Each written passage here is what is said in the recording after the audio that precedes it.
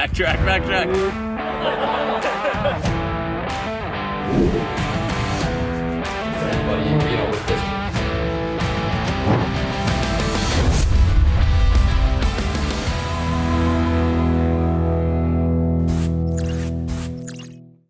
What is up, guys? It's the Too Legit Podcast. We are back. We're back? We're back. after a long hiatus, probably like a week, we're back. We're back with East Providence homeboy, the one, the only PQ. Patrick Quinn is on the pod today. Hey. Yes, sir. Yeah, woo. There's only one person in the office. Make some noise. Woo. Alex cannot be controlled. She does what she wants. She won't be cajoled into cheering. That's all good. Much less for me. Yeah, we got one. Is Cody still in here? I think Cody's still here. There he is. Oh, I see Cody too. What up, Cody? So you guys really are doing the thing. You guys are prolific podcasters. I mean, I guess you could say that. We've been doing this for what? Almost a year now. How many episodes? Are we 16 or 17 episodes? I think this is episode 16 right now. Nice. Yeah. The 1-6 for Patrick Quinn. Yes, sir. So, but we've been doing this for like a year now. Good for you. And no, less than a year, right? January? Yeah, we started like end of No, we came up with the idea, and I think we recorded and published the first episode in like March. Yeah, it was March. Yeah. With Matt Ryan, by the way. Go check it out. Matt Ryan? Matt Ryan, bro. The legend? The legend. The foreman? The general foreman. I think he has a new title now. What is he? I don't know. It's a secret. But I think it's more like prolific.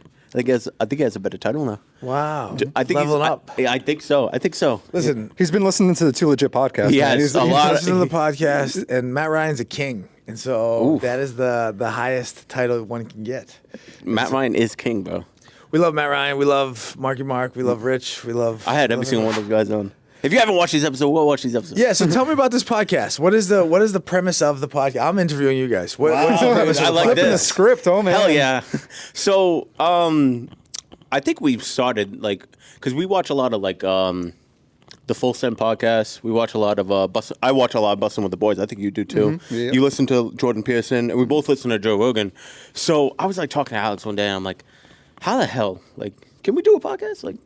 Why can't we do a podcast?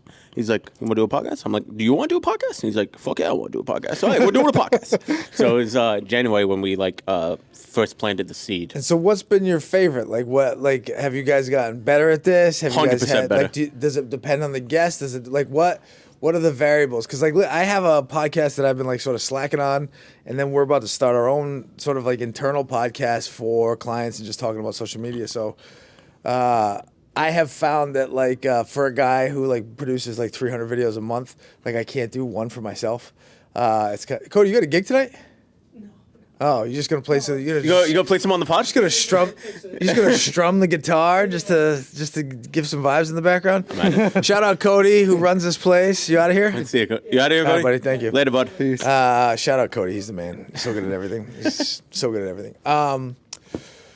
But yeah, so I have a couple different podcasts that I've just been slacking on, and so I'm curious, what you've enjoyed about it, and who's been the best guest, and what makes a good podcast versus a clunky one.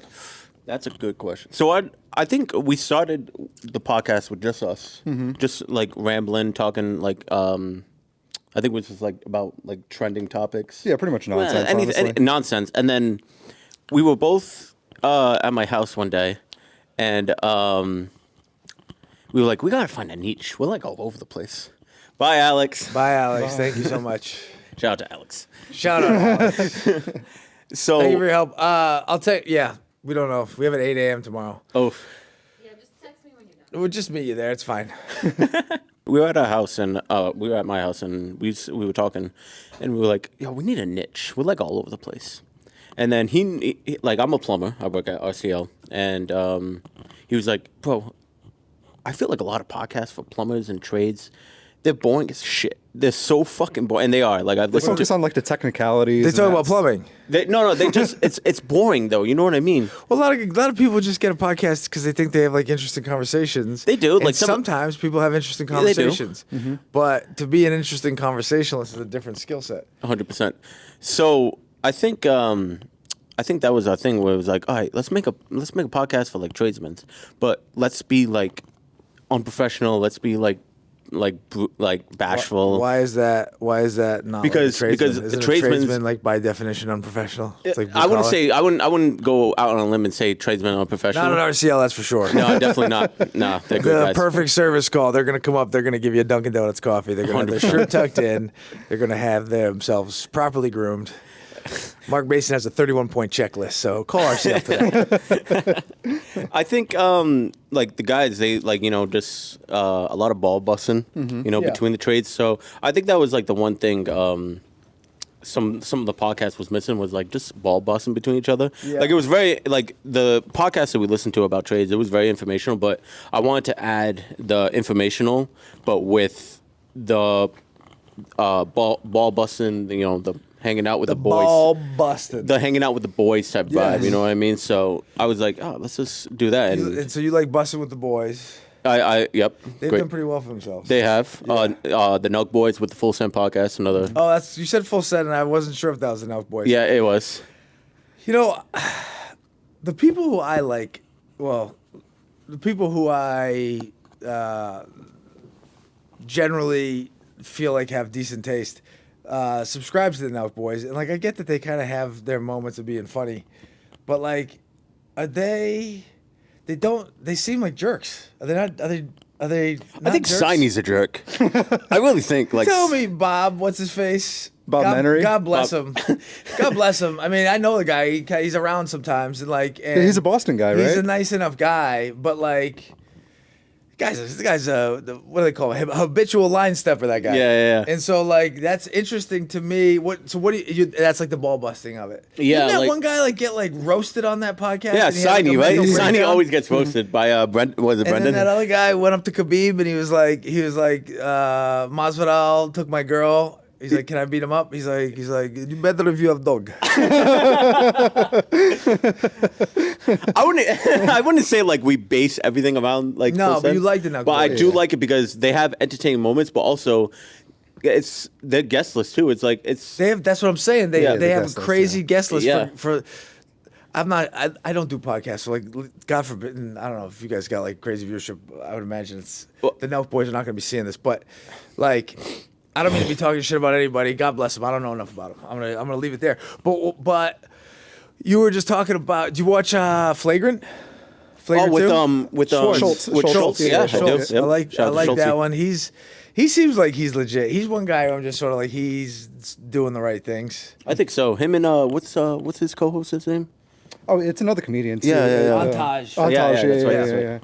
Man, I'm like brain farting that shit. But I It's love. not Montage. It's that's like a very racist like just like It's in that family, though. Shunu Pupu. No. What is it? He's a good comedian. Yeah, he's Shout a out, really good comedian. Shout out. What is his name?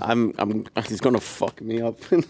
It's close to Montage. Anyway, It starts with an A, I think. so you but- guys like podcasts like that, and you guys But- want to run your own thing. Yeah. So, and we also like podcasts like Joe Rogan, where they get like, Joe Rogan just kind of like gets down, like asks like the really important question. I wouldn't say really important questions. Kind of like goes off track a He little go, bit. he, But he gets also another guy that gets interesting people on. You know what I mean? Yes. So and he just has really interesting conversations. Yes. So we're trying to mix the ball busting, but also the interesting conversations. You know what I mean? Because Yes. there's so much information on the internet, right? Like you can Yes. go on Google right now, any question you have, you can pretty much figure out anything. yeah. So from a podcast the perspective, stuff that they want you to know. Yeah, Yeah. exactly. What about the dark web, dude? You been on the dark web? Is that where you got those nose strips? Is that where you got the Hormozy nose strips on the dark web? What's That's in what I those? peruse. You got some adrenochrome in those nose strips? Yo, Do we know what adrenochrome is? How deep are we going on this podcast? I think we're gonna fucking go all the we're way. trying to figure out the definition. Yeah. we're digging to China if we're gonna go this deep, guys. We can save adrenochrome for another time, but Part two. well, now I need to know. Yeah, might as well just. it's gonna get dark. It's gonna get dark real fast. Is there a short Adrenochrome version? is adrenalized blood that you've heard of these sort of the trafficking that they accuse Yep. these elites of, and so like the idea is that these rituals that they perform, and I'll leave out the gory details, but like the Eyes Wide Shut, the stuff they cut out of that movie with Tom Cruise and Nicole Yep. Kidman, Stanley Kubrick. There are these rituals where supposedly they traumatize people and their blood becomes adrenalized, and when you consume that blood, it's some sort of potent, powerful psychedelic, which sort of, for lack of a better term, summons the beast. And so when if you can go on Google, you can Google anything. I go, well, Not quite everything. If we're gonna be on a podcast where we're gonna really hit the tough questions with old trying to be patty controversial. cakes, we're gonna start right at adrenochrome and go down from there, baby. All of a sudden, like adrenochrome sales just spike up after this podcast. So anyway, sorry, I cut you off. So you guys you like the Joe Rogan stuff, and you want to like go deep into the stuff because Google can answer any questions that you have. Well, yeah, right. Like, so it's just the idea of like when we were talking about in the beginning about this other trades podcasts out there, and it's more informational based. It's like for information, you can go on Google and you can mostly search anything and get the answers. Yes. But I think with a podcast, there's an entertainment aspect to it that has to be, because people watching this, it's like the information is less important than just the vibes. Right. Someone's driving home from work, they're hanging out in their yard, they're doing yard work, they want to laugh, they want to have a good time. Yes. So I think that's the main thing that makes, not to say we're successful, but I think what we're learning along the way is like, has to be entertainment first. Someone has Yes. to enjoy this sort of thing that's going on. Well, you guys have good vibes, and you guys have good sort of yin and yang energy, and That's actually like one of our big things. Like me and Alex, we're polar opposites, but we work so well together. Yeah. You know what I mean? So it's like, and you guys have good energy, and you come in here and you're very positive and proactive, and Too Legit is a good name for a podcast, and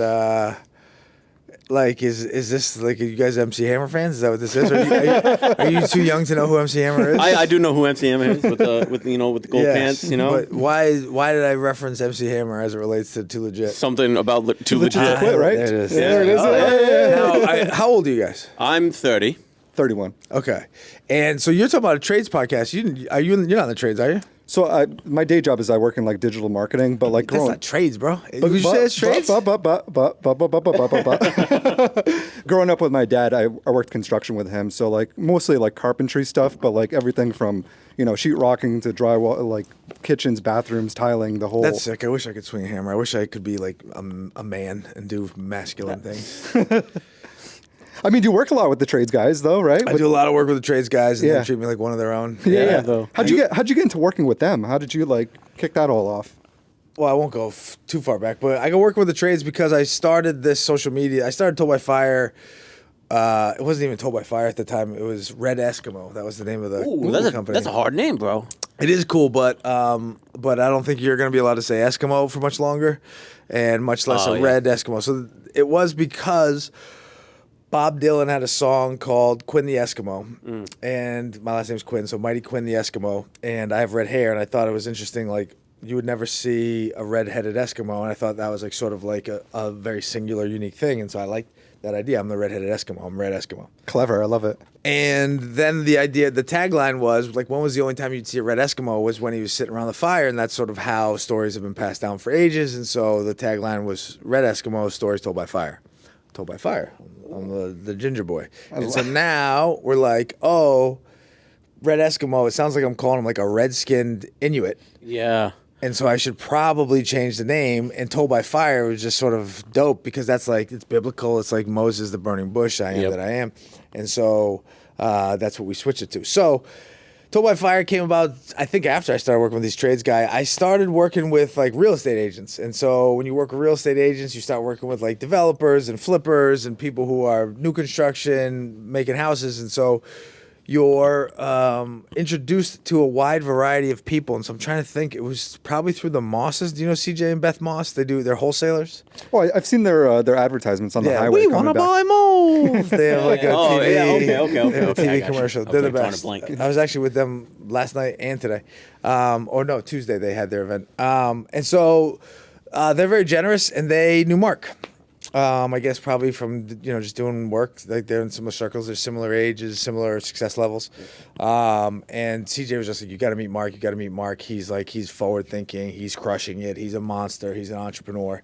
And so I met Mark at CJ's Christmas party, I think, and it was really interesting. CJ pitched it like Mark was like needed social media, and then when I was talking to Mark, he seemed like he was like interested but wasn't sure, and then he's trigger Mark. He just pulled the trigger, and He's quick with the trigger. next thing you know, we're off to the races. And RCL's, honestly, I mean, I don't need to tell you, like, what an amazing, like, in 100%. singular place It's just, I feel like RCL is head over heels like a different company compared to like other companies I've worked for. What other companies? You don't have to say the names, but like, what have the other companies been like that you worked for? They don't have like that like family value. That's the thing. You know what I mean? They don't. They kind of treated me like a number. Yeah. You know what I mean? Or like, it was always like go go go. Like we don't care. Like you just gotta finish it. Blah blah blah. Yeah. So that way I can make more money. Blah blah blah. Here, at RCL, I didn't get that. Like, cause I'm going on my 2-year anniversary there now in March, I think, or February, something like that. And right off the rip, like the culture. When they preach culture, Yeah. it's not just a little tag. It's legit like their culture. You know what I mean? I'm acutely aware. Yeah, I know you are, Patty. I've been to all the So- parties, but you're right. And and it's top down. Yeah, and like compared to past the benefits and all that other stuff. Yeah, you they know what I take mean? care of you guys. Yeah, my experience with RCL so far has been 10 out of 10. Like I have no complaints. Obviously, the complaints of oh my god, I gotta work 10 hours. Oh no, but I great get to over have it. I get over it. It's great to have a job, dude. Dude, that's what I'm saying. I have to remind myself, you know what I mean? Like, in the beginning, I was like, oh, man, 12-hour days? Oh. And I'm like, oh, wait, I have a job. Now, do you, I don't even know if I can bring it up, but, ahead. no, I'm not going to bring it up. All right. Maybe it's better. Mark and Rich have a lot of attention on them these days. They 'cause do? You guys are so successful. You guys are very successful. You've built a business that functions in a very beneficial way for all parties involved. Yeah. And not everybody loves the way that shakes out. Unfortunately, no. And so that's sort of what came to mind because I was curious for your take on it. But I at the same time, that's sort of my favorite thing is everyone's so ride or die for the family that we're just sort of if I'm not supposed to talk about it, whatever the family needs is what we'll show up for. And it's I remember when it was first all going down, it was all hands, man. Yeah, man. I remember when it all, it was all, starting to build. And then when it was at its highest, I started seeing a lot of true colors, and then I knew how much Mark and Rich, how much effort they did to try to get over the mountaintop Brick and, by brick, man. Yeah, dude. Dude, they built that company. It's so hard to run a business. Yo, Didn't mean to blow in the mic like it's that. so hard. It's one thing to be able to fix a toilet. Oh, 100%. Because I wouldn't say anybody, but It's another thing to be able to do commercial plumbing. It's Commercial HVAC, whatever you know what I mean, to be skilled. Yeah. It's another thing to run a crew. Mm-hmm. It's another thing to send an invoice. But to run a company. That's hard. It's especially chaos. with 40 plus employees. But what's cool is, I don't know how good of plumbers they were. I'm sure they're very good. I think both of those guys are A1 business owner entrepreneurs. They crush it, and they've surrounded themselves with the right people. Rich is obviously lucky; he's got the queen by his side. Sort of. Shout out to Kayla, making sure that every T gets crossed, every I gets dotted. Yep. But yeah, it is that RCL really is. I'm in a lot of different businesses. I see how a lot of businesses run. I see them run well. I see them run by tyrants. I see them run by excellent leaders. I see them run by big brother types. Yep. And there's all different dynamics. But really, it's just impressive when you go somewhere and everyone believes in the mission, everyone sees the vision, everyone's pulling in the same direction because they don't want to let the next person down in the office, outside the office. Mm-hmm. They're proud to be there. They don't want to be the person who's sort of the pariah because everyone's so nice there and you can feel it. And you have 100 plumbers, not everyone's gonna stick all the time, but that stuff sort of resolves itself pretty quickly there. The culture is maintained from top to bottom. They really 100%. Are. It's always the person. The person in front is always helping the person next. Mm-hmm. You know what I mean? It's not just one person doing all the load bearing work. It's a team thing. I love that. So it's office helps the field guys help the office. When Pat comes on to our job sites, he's like, guys, you got to put these mics on your things. Put the mics on, boys. Wear a beater underneath so I don't have to put it on your neck. Make sure you wear your PPE. The we're trying to promote PPEs, that. bro. OSHA's coming for that ass. Nah, you guys are great. Well, it's funny. Half of you guys are great, and then the other half are like they become mute when you put a mic on. Like, They're so scared. I remember at the RCL cookout. Which one? Most recent? The latest one that we just did. Rams Bottom? Yep. Yeah. The one that we did. Who was it? Enrique. Enrique was going around trying to get. Enrique is the man. I love Enrique. The man, dude. He gets me so comfortable around the camera. You know what I mean? I come in, I'm like this big, like ginger, dumb monster energy. And Enrique's just like so smooth and like so soft spoken and makes it so easy. But he like asks like literally the right questions. I honestly hardly had to train that guy at all. Really? Like I thought, oh boy, I can't. It's gonna take a while to teach someone my magic. It's like, no, I can't just hit the ground running. He just knows exactly what he's doing. I'm very lucky. Everyone here, we've had a lot of people come and go, but but the ones who are meant to make it. And like that's sort of like you see it in these other companies, and you start to see it in your own. You go, oh, okay. Like the people I have here, I'm like, oh, I can make it with these people. Yeah. Like we can make it happen with these people. But I'm curious about you. So you. Like, how did you get started in like digital? Like, you basically run an adjacent business to mine, and so like, what is your angle? What is your aspiration? How'd you get this gig? What do you want to do with it? Honestly, man, it probably goes back a little bit, but went to school for like.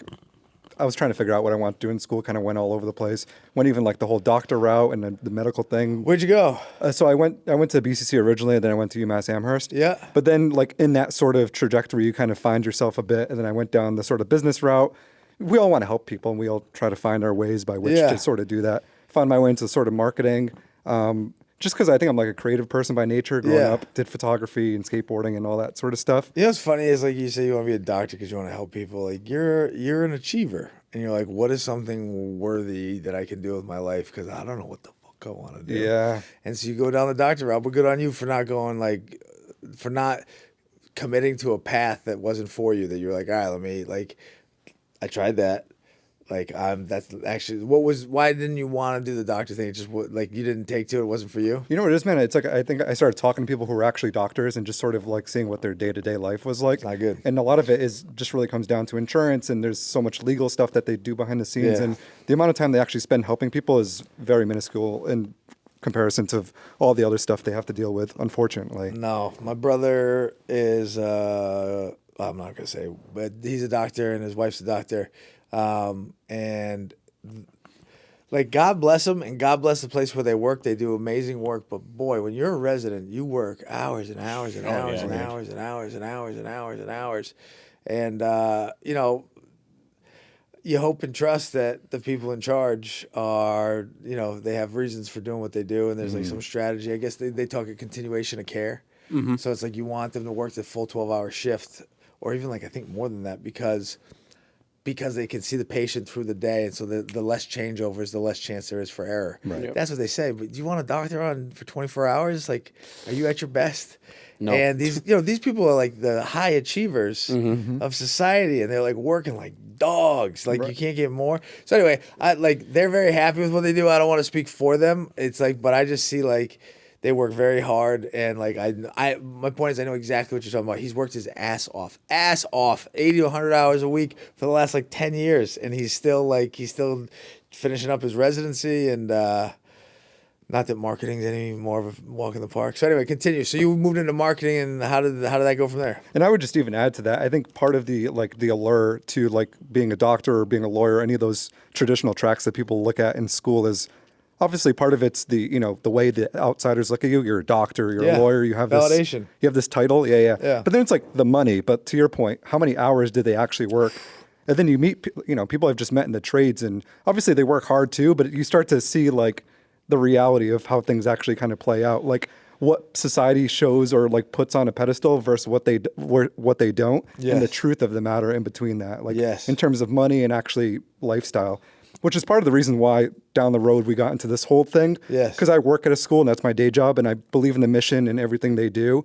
But a lot of it's preparing students for college. But I think you got to prepare them for the real world. Prepare them for life. You got to start like, whispering. You got to go, bro, don't go to college. Don't do it. Like college is good and it's right for some people. But I just don't think as like a society and as a people, we don't put other things on equal pedestals like the trades. And, there's so many, I've met I think at this point I've met more successful people who didn't go to college route or didn't fully go that route than people who did, you know? Well, it's a cyclical thing because Yeah. it's like they told my generation. I'm like a lot older than you guys, so it's like they told my generation, you go to college, you get a good job, you're made for life. Because there was my parents' generation where like if people didn't go to college, they like were at a substantial disadvantage towards these sort of like upper middle class lives that some of their friends had, and so they just go to college, just go to college, just go to college, and in the meantime, college had become this sort of leftist Marxist grift of like over administration. In the time that like inflation, I think went up 100%. Inflation on college went up 700%. And then they federalized the student loan program, so you couldn't default on it. And then who pays? If they federalize the student loan program, who's paying those student loans? Taxpayers. Taxpayers, yeah. You know, I just looked at Alex because I don't even know the answer. And so the colleges have been made whole. The government made the colleges whole. And so now, and the taxes paid into that, and then they sold the debt off to collectors, and so that's the only people who have it left. The colleges are not getting paid on any of these loans anymore. Right. It was a grift. Mm-hmm. The whole thing was a grift, and what do? They saddle the middle class with 6 figures of debt and a job they don't want, and they're pot committed to this thing because if they get off the hamster wheel, or they want to start a business, or they want to get a loan, or they want to start a family, or get a house. They have no credit. They're up to their eyeballs in debt, and they gotta just stay on the hamster wheel. And then there's a whole propaganda behind pushing the narrative that college is the only way, right? Because it's like, which is it's so interesting, right? Like what we do, but also what you do this for a living. Like you tell stories. Stories are very impactful, and the way you tell them can change the way the recipient receives that company, and there's such a power to like the things we say to people. Sure. You know what I mean? Yes, and our agency is sort of not celebrated as much as our obedience and our ability to conform. Right. And so, yeah, like there are storytellers, and pardon me, but like I spent too much time in Los Angeles where like everyone's a storyteller. Do you know what I mean? Yeah. Sometimes we need workers. I'm so sick of ideas, man. Like show me an execution, man. Yeah. Show Pull the me a trigger. taskmaster. Yeah. You know what I mean? And so like yeah, I like yes, stories change things, certainly. But the best stories are like perseverance and someone who shows up every day and works towards a goal. And so like that's what I think we were missing, is that like this blue collar, like these trades jobs. Yep. There's dignity in showing up to work every day. That's a story. You going to some liberal arts school and getting educated in this sort of this laissez-faire, moral relativist way of thinking. So then there's no objective right or wrong. There's no good or bad. There's no way for society to structure itself. There, like any opinion is as good as the rest. Like that is social conditioning at its purest. And what's crazy, and we'll really get into it, I guess, what's crazy is the social conditioning, nobody is above it. It's like on both sides, people are like totally conditioned by like these emotional and psychological sort of poking and prodding and triggers. Like it's like anyone who thinks Kamala people are crazy and Trump is the man, it's like you get what you sound like, don't you? Yeah. Don't you understand like what's happening here? Like as soon as you start feeling I'm definitely sure of this side and that side is wrong, it's like they got you. Yep. They got you.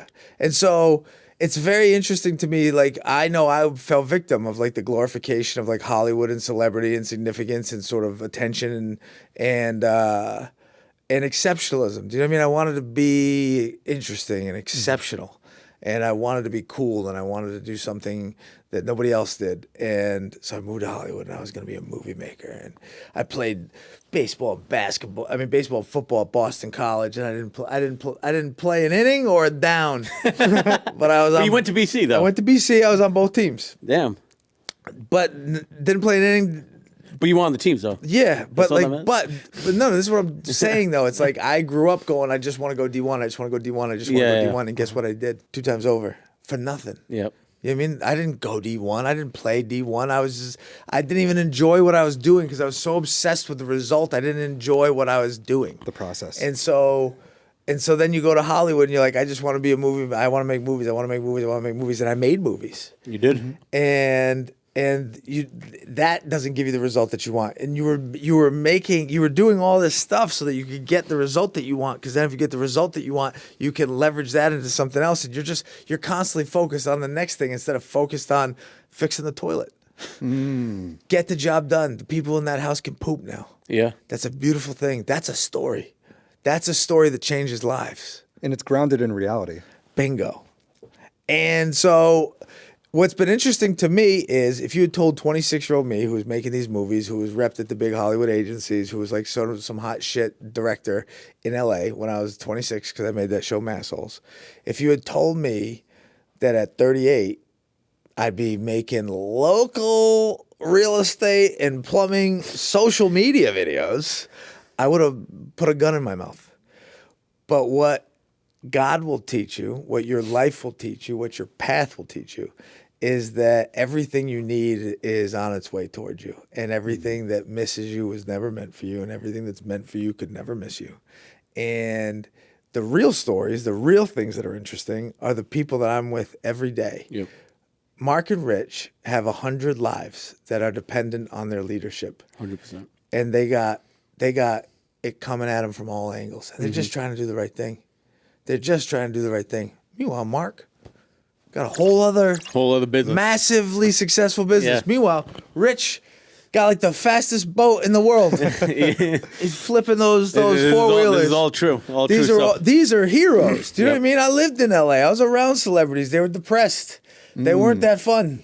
You come, and then when And you then finally you come like, around here and you have these people who are living inspiring stories that had ambition, that they built something because they had a vision and they didn't want to be told what to do, and they've had to saw their leg off 15 different times to keep it going, and they do because they have this sort of joie de vivre, this will to live.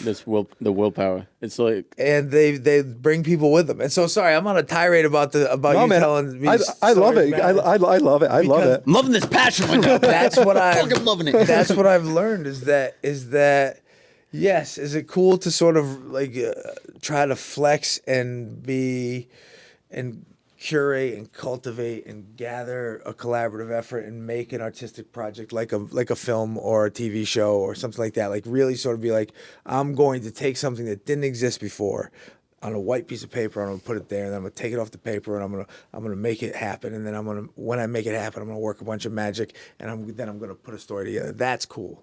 But the human experience, like what we have, the community around us, like we've been conditioned to like view ourselves on some like global scale, especially our generation, because we're on all the social media. Like literally every hot chick in the world we have to deal with. Yep.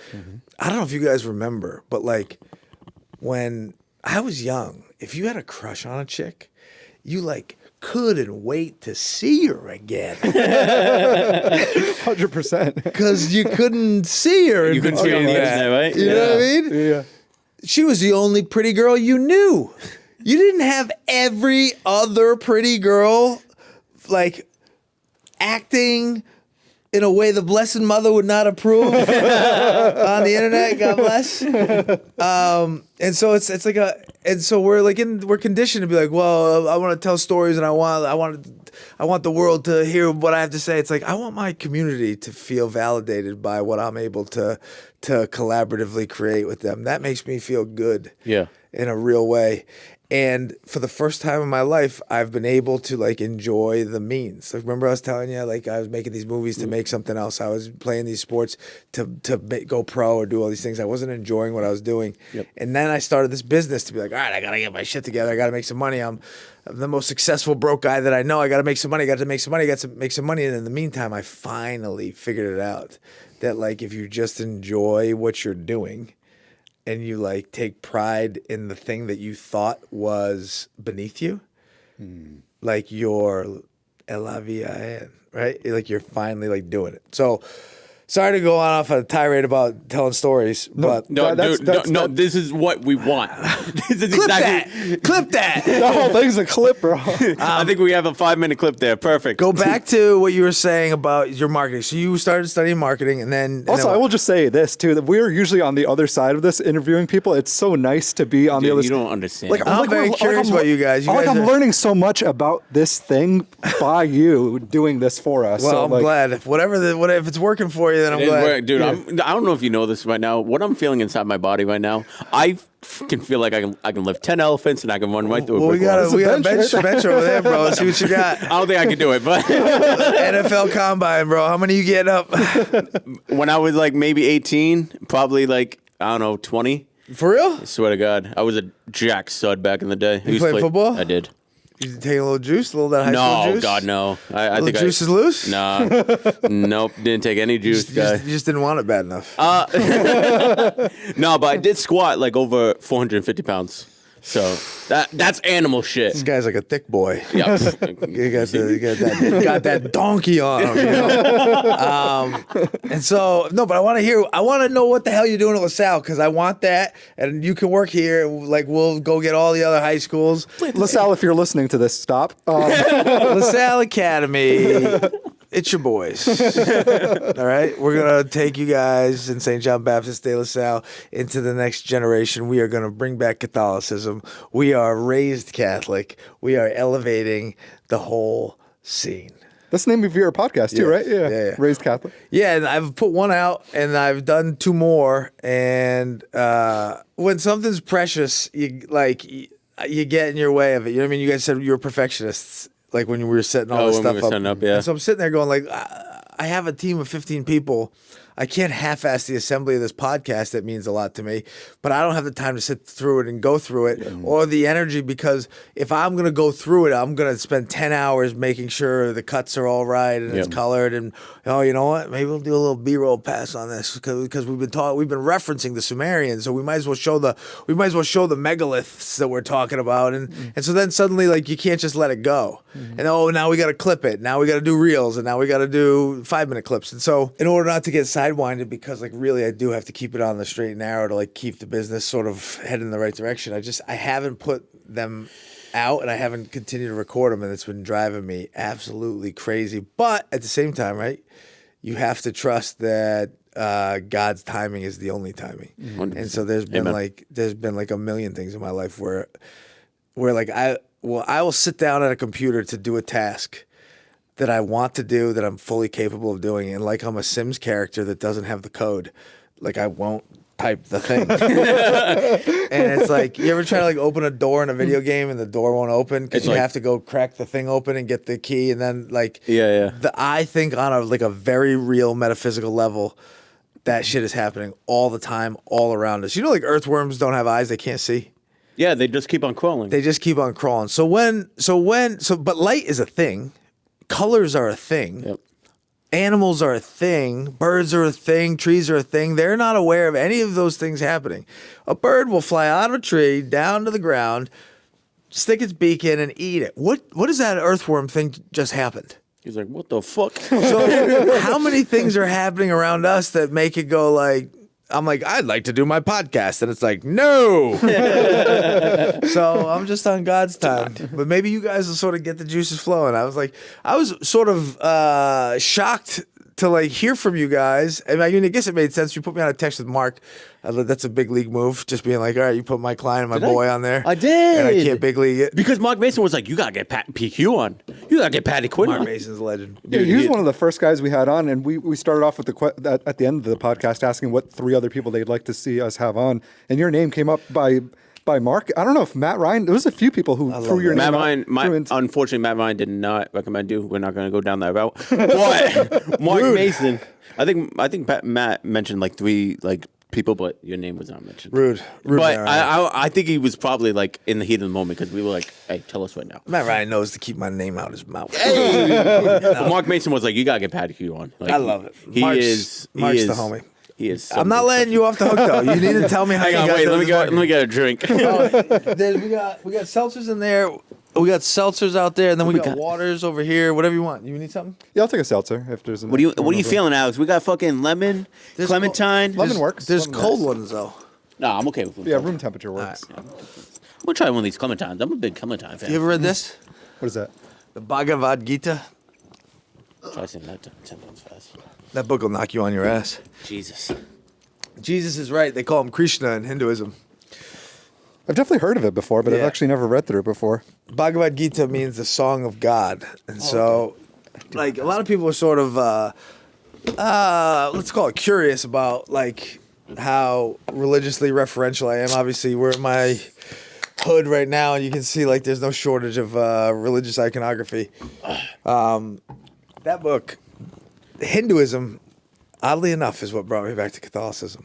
Really? Interesting. But I will tell you that story after you You're not off the fucking hook. tell me your marketing trajectory, how you landed where you are, and like what you'd like to do. Because I'm always curious from like a fellow creative standpoint. Like I see what you're doing. You're very professional. You know how to do it. You got all the skills. You got all the diversity. You know what I mean? And you got like a gig, which is like sort of the hardest thing as a creative is to have a full-time job. Right. But how do you get out of it? And how do you expand? And how do you grow it? Do you grow it from where you are? How'd you get there? And what's the plan? Yeah, so like college, like I said, it was a lot of that navigating, sort of trying to figure out like what's important to me versus what society wants me to be versus what my family wants me to be, and Long story short, ended up in business, specifically marketing. With marketing, I always thought it was like amazing that it's kind of the success of any business. Like at that time, I was really into Steve Jobs and what he did with Apple. Obviously, there's the technology and a lot of that stuff. Are you a psycho?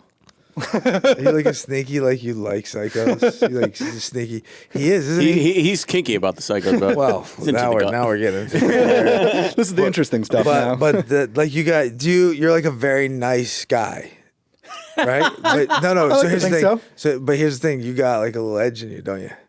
You got a little anger in What do there. you think, Tiago? Maybe You know, a little- I've known Alex You got a for little Steve Jobs anger in there. I've known Alex for what, 15 years? Something like that. right? Sounds about right, I yeah. think Alex is definitely nice, but there's something there's Here we go. We're gonna get the real stuff now. there's a drive in him, you know what I mean?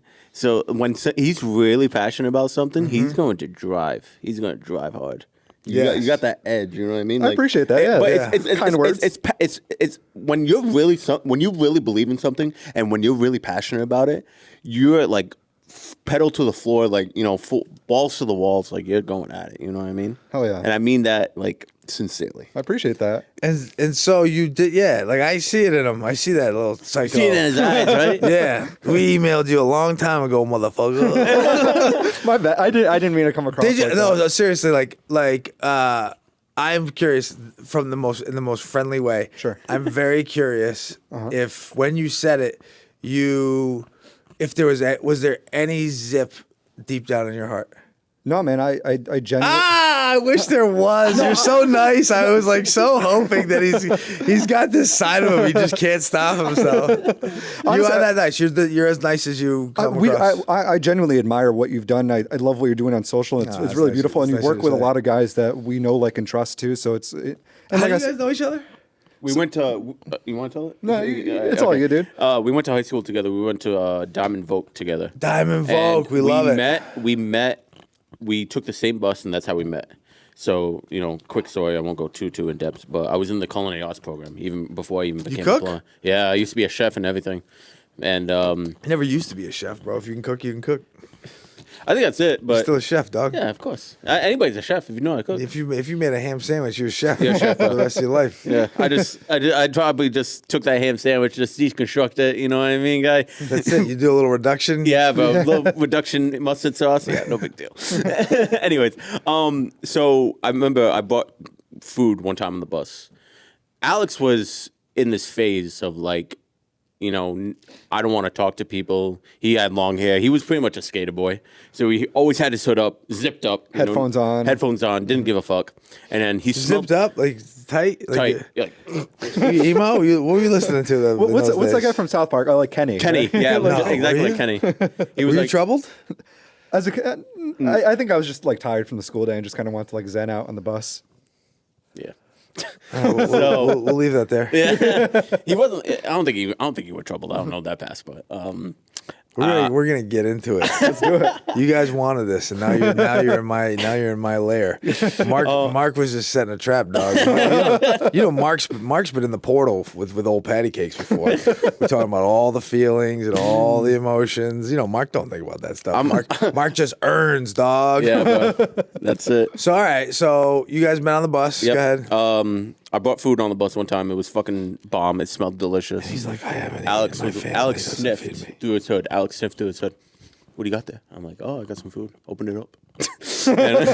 and he's like, oh, dude, like, can I have some? I'm like, yeah, go ahead. So we literally sat on the back of the bus, the last seat, and we would just munch on stuff. That's how the friendship began, from food. And I think food brings everything together. You know what I mean? Thanksgiving's in a couple weeks. So. It sure is. I think I knew you a little bit before that too. We went to the same church growing up. I remember. Where'd you guys go? It was St. Patrick's Church, and then it turned into Good Shepherd eventually. Yeah. Good Shepherd. So St. Patrick's is definitely Catholic. Is Good Shepherd Catholic? I believe it was. They let those dirty, rotten Protestants into our house of God. I think it. Yeah, I'm pretty sure it was. I don't know why the name changed though. To be honest. Well, St. Patrick was a good shepherd. Yeah. Oh, okay. Can't be mad at it. Yeah, you didn't know that? Can't be mad at it. Yeah, that is true. That is true. And then me and Alex, we've always like kept because he graduated before me. I was a sophomore when you graduated. So Yeah. What year did you graduate? 13. 2011. So yeah, 2 years. Now, you guys still doing the church thing? We're going to get into my podcast right now. Now we're doing this segment brought to you by Raised Catholic. right here, bang. But I go to church. Sometimes I work on Sundays, but I'll always like. It's the Lord's Day. You're not supposed to work. I know. I know. I know. You know what's funny, dude? You can work on Sundays. You're not supposed to work on Saturdays. Saturday is the Sabbath. Yeah. The Catholic, let me tell you something. The Catholics need to be straightened out. And that's what this podcast is about, which is why God's like, shh, don't tell anyone. So yes, you work on Sunday sometimes. But I would always like they would always record the mass too, because when COVID happened, they did a lot of recording live streams of the mass. So they still do the live streams. So I'll always like listen. Which church? The Good Shepherd. Good Shepherd still in Fall River. Yeah. Nice. And what about you? Yeah, so I try to go, but it's you miss sometimes. It's either you're working or there's things that come up. But for the most part, I try to go religiously as much as I can. I feel like because of your job, I don't know if I can dig in on this. They don't care, do they? I don't think so. You guys are in charge of the edit, so you guys leave it to you. But this can be like behind the scenes. This is it. Shit. So Patreon. Put this behind the paywall. So you work at LaSalle, Yep. like that's a religious, institution, and so like, what's the dynamic there? And like, I'm very curious because like, listen, I'm like I was raised Catholic, and I like had lots of problems with it because I thought it was like all nonsense and like a bunch of lies and a bunch of like the Romans and the Jews and all that stuff, and I was just like, F that. And I went to LA, and I like I say, like a moral relativist, and just being like, oh, I make up my own morality. I know the right and wrong. Mm-hmm.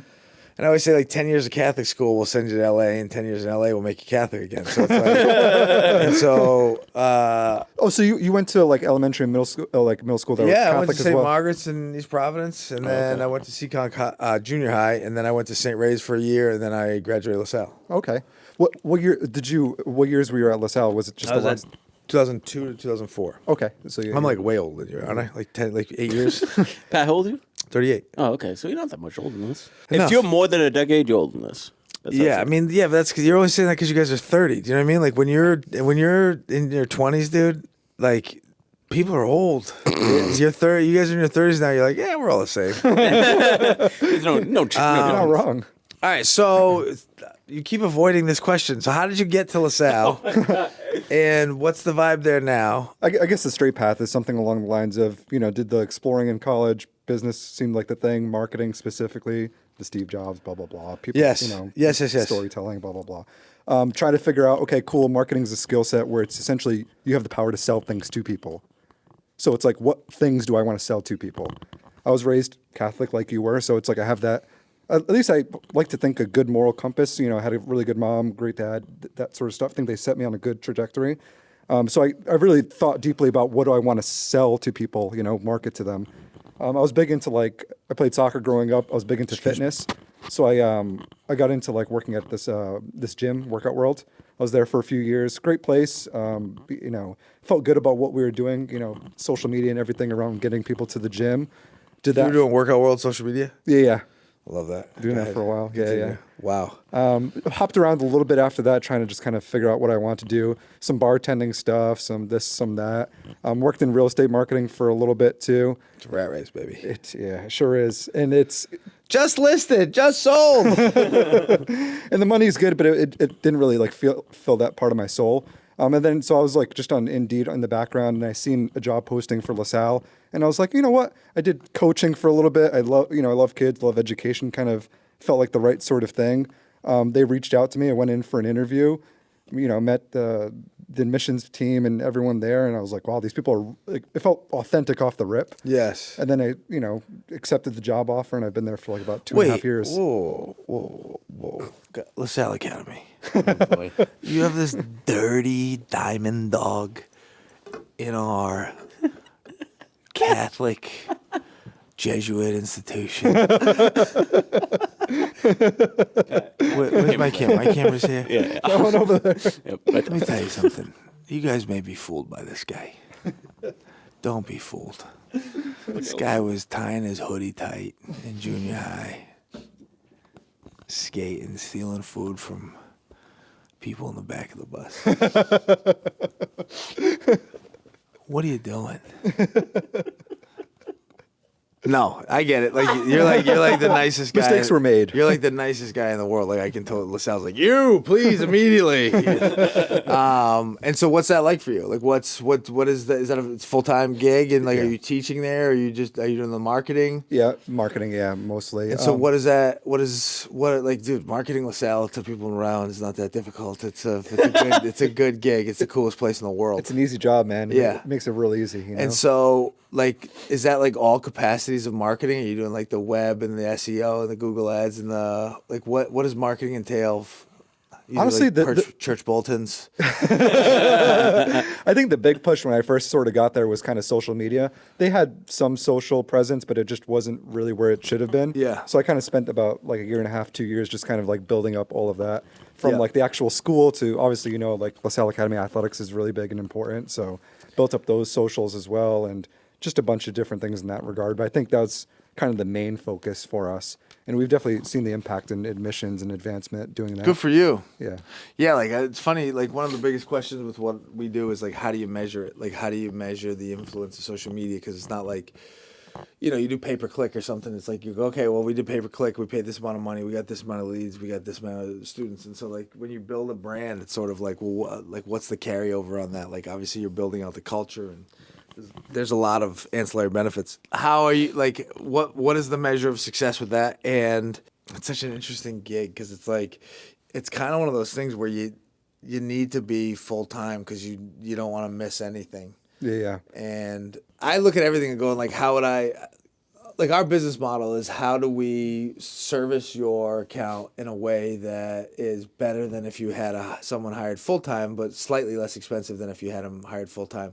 The downside of that is that you don't have someone just on call. Mm-hmm. But the upside of that is like the odds that my team and us working together are better than the average sort of media guy is decent. Because anyone who's a good media guy, like as time goes on, I'm just going to go, well, how about you work for us and we'll take them as a client. Right. And so like I'm curious about like how that's like a cool gig, dude. Like that's like a gig that like if you want to be like an artist and you want to make bigger things, it's like one of the few gigs that you can just just do that, fucking stay there, don't move, get great at it, run the play, and then like whatever you want to do on the side, like you have such consistency in a way that no creative does. Mm-hmm.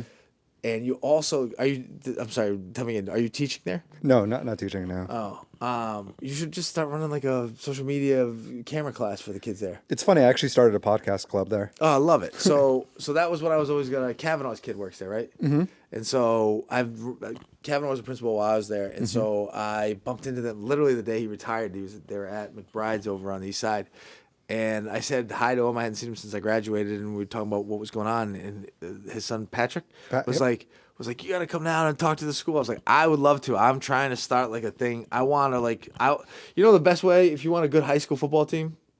I feel like that's wrong. You were very confident with it. And, well, yes, you recruit, guys. That's how you do it. Okay, you recruit. Those eyes would. But no, I know. Like I was. It wasn't. The eyes were like, oh no, I'm gonna. Dude, he's like 10,000 miles there. I'm like, no. Fuck that up, dude. No, the way you get a good high school team is you build up the Pee Wee team. Yeah. You put a great Pee Wee program in where the kids really learn the fundamentals and they get good competition. They learn how to play at that level, and then that'll carry it up and over time. And so I'm looking at it like I'm trying to build like a media company that's gonna like really go. And so I'm like, yo, why don't I just go to LaSalle? All those kids like come from good stocks. You know what I mean? They care about their lives. Their parents care about their lives. They're growing up in a Christian community that matters to me. And I was like, why don't I'll show them everything I know. I'll give them the whole playbook. Any of them that want to come work for me, intern for me, like I'll give them real life experience, all that stuff. Yeah. And so that to me is like what would be, if I would imagine would be fun for you is if you could show all these kids how to like do what you do. Imagine if dude in high school you were doing what like you had someone show you how to do what we know how to do. It's amazing, man. And it's funny. I feel like I learn more from them than I do from like the other way too. Really? Yeah, dude. Social and just technology is evolving so quickly. Media. Where it's like what you know today, like 3 months from now, might not even be relevant at all. I don't know to what degree you use like ChatGPT or any of the AI tools in your processes, but we call it bagel AI. So I'm like, when you run a business, you quickly become a boomer. Yeah, you do. You don't know how to do anything. You don't have time to know how to do everything. Like they get all like we got to get new software and Monday.com and Slack and all this stuff. And it's like I just wish I'm not bragging. You just become like a boomer. You like don't know how to use any of this stuff. And so no. Will, who's sort of our marketing director, he just does everything cool visually that the company does that's in the digital space, like that's not video related. Will is in charge of so all of our documents, all of our sort of like branding, all of our like menus and packages and emails and every poster board, all that stuff. Will makes these. He's the man. And so he's cool with AI, but I'm a dinosaur, so it's like the 38 in social media. Like, what's nice is I can talk to business owners, and they see me as young enough that I have like my hand in the entertainment world. And I used to trade on Hollywood a little bit more than I do now, but old enough that I can like understand business and understand how like a grown person wants to run their thing. Yeah. But I keep hiring younger and younger and younger. Cody's my age. He's the partner in the business. And then we hired Will, who's maybe 29 or 30. And then we had Enrique, who's 27. Alex, who's in that same range. And then we hired Aiden, who I just met randomly with a client who we were at a restaurant and the waitress saw me with a camera and she's like, there's a kid back there who says he's not going to college. Will you please tell him to go to college? I go, I go, no. I go, well, it depends what he wants to do. She goes, he says he has a marketing agency. I go, get his ass out here. And he's just this kid who's a hustler, dude. He's like a young version of me. He's annoying as hell. But he's a wonderful kid and like, I'll do anything for him. And he's like such a welcome relief here. He hustles with everything. And so he's 17 and he's smart. He figures all that stuff out. He's like so hungry to figure things out.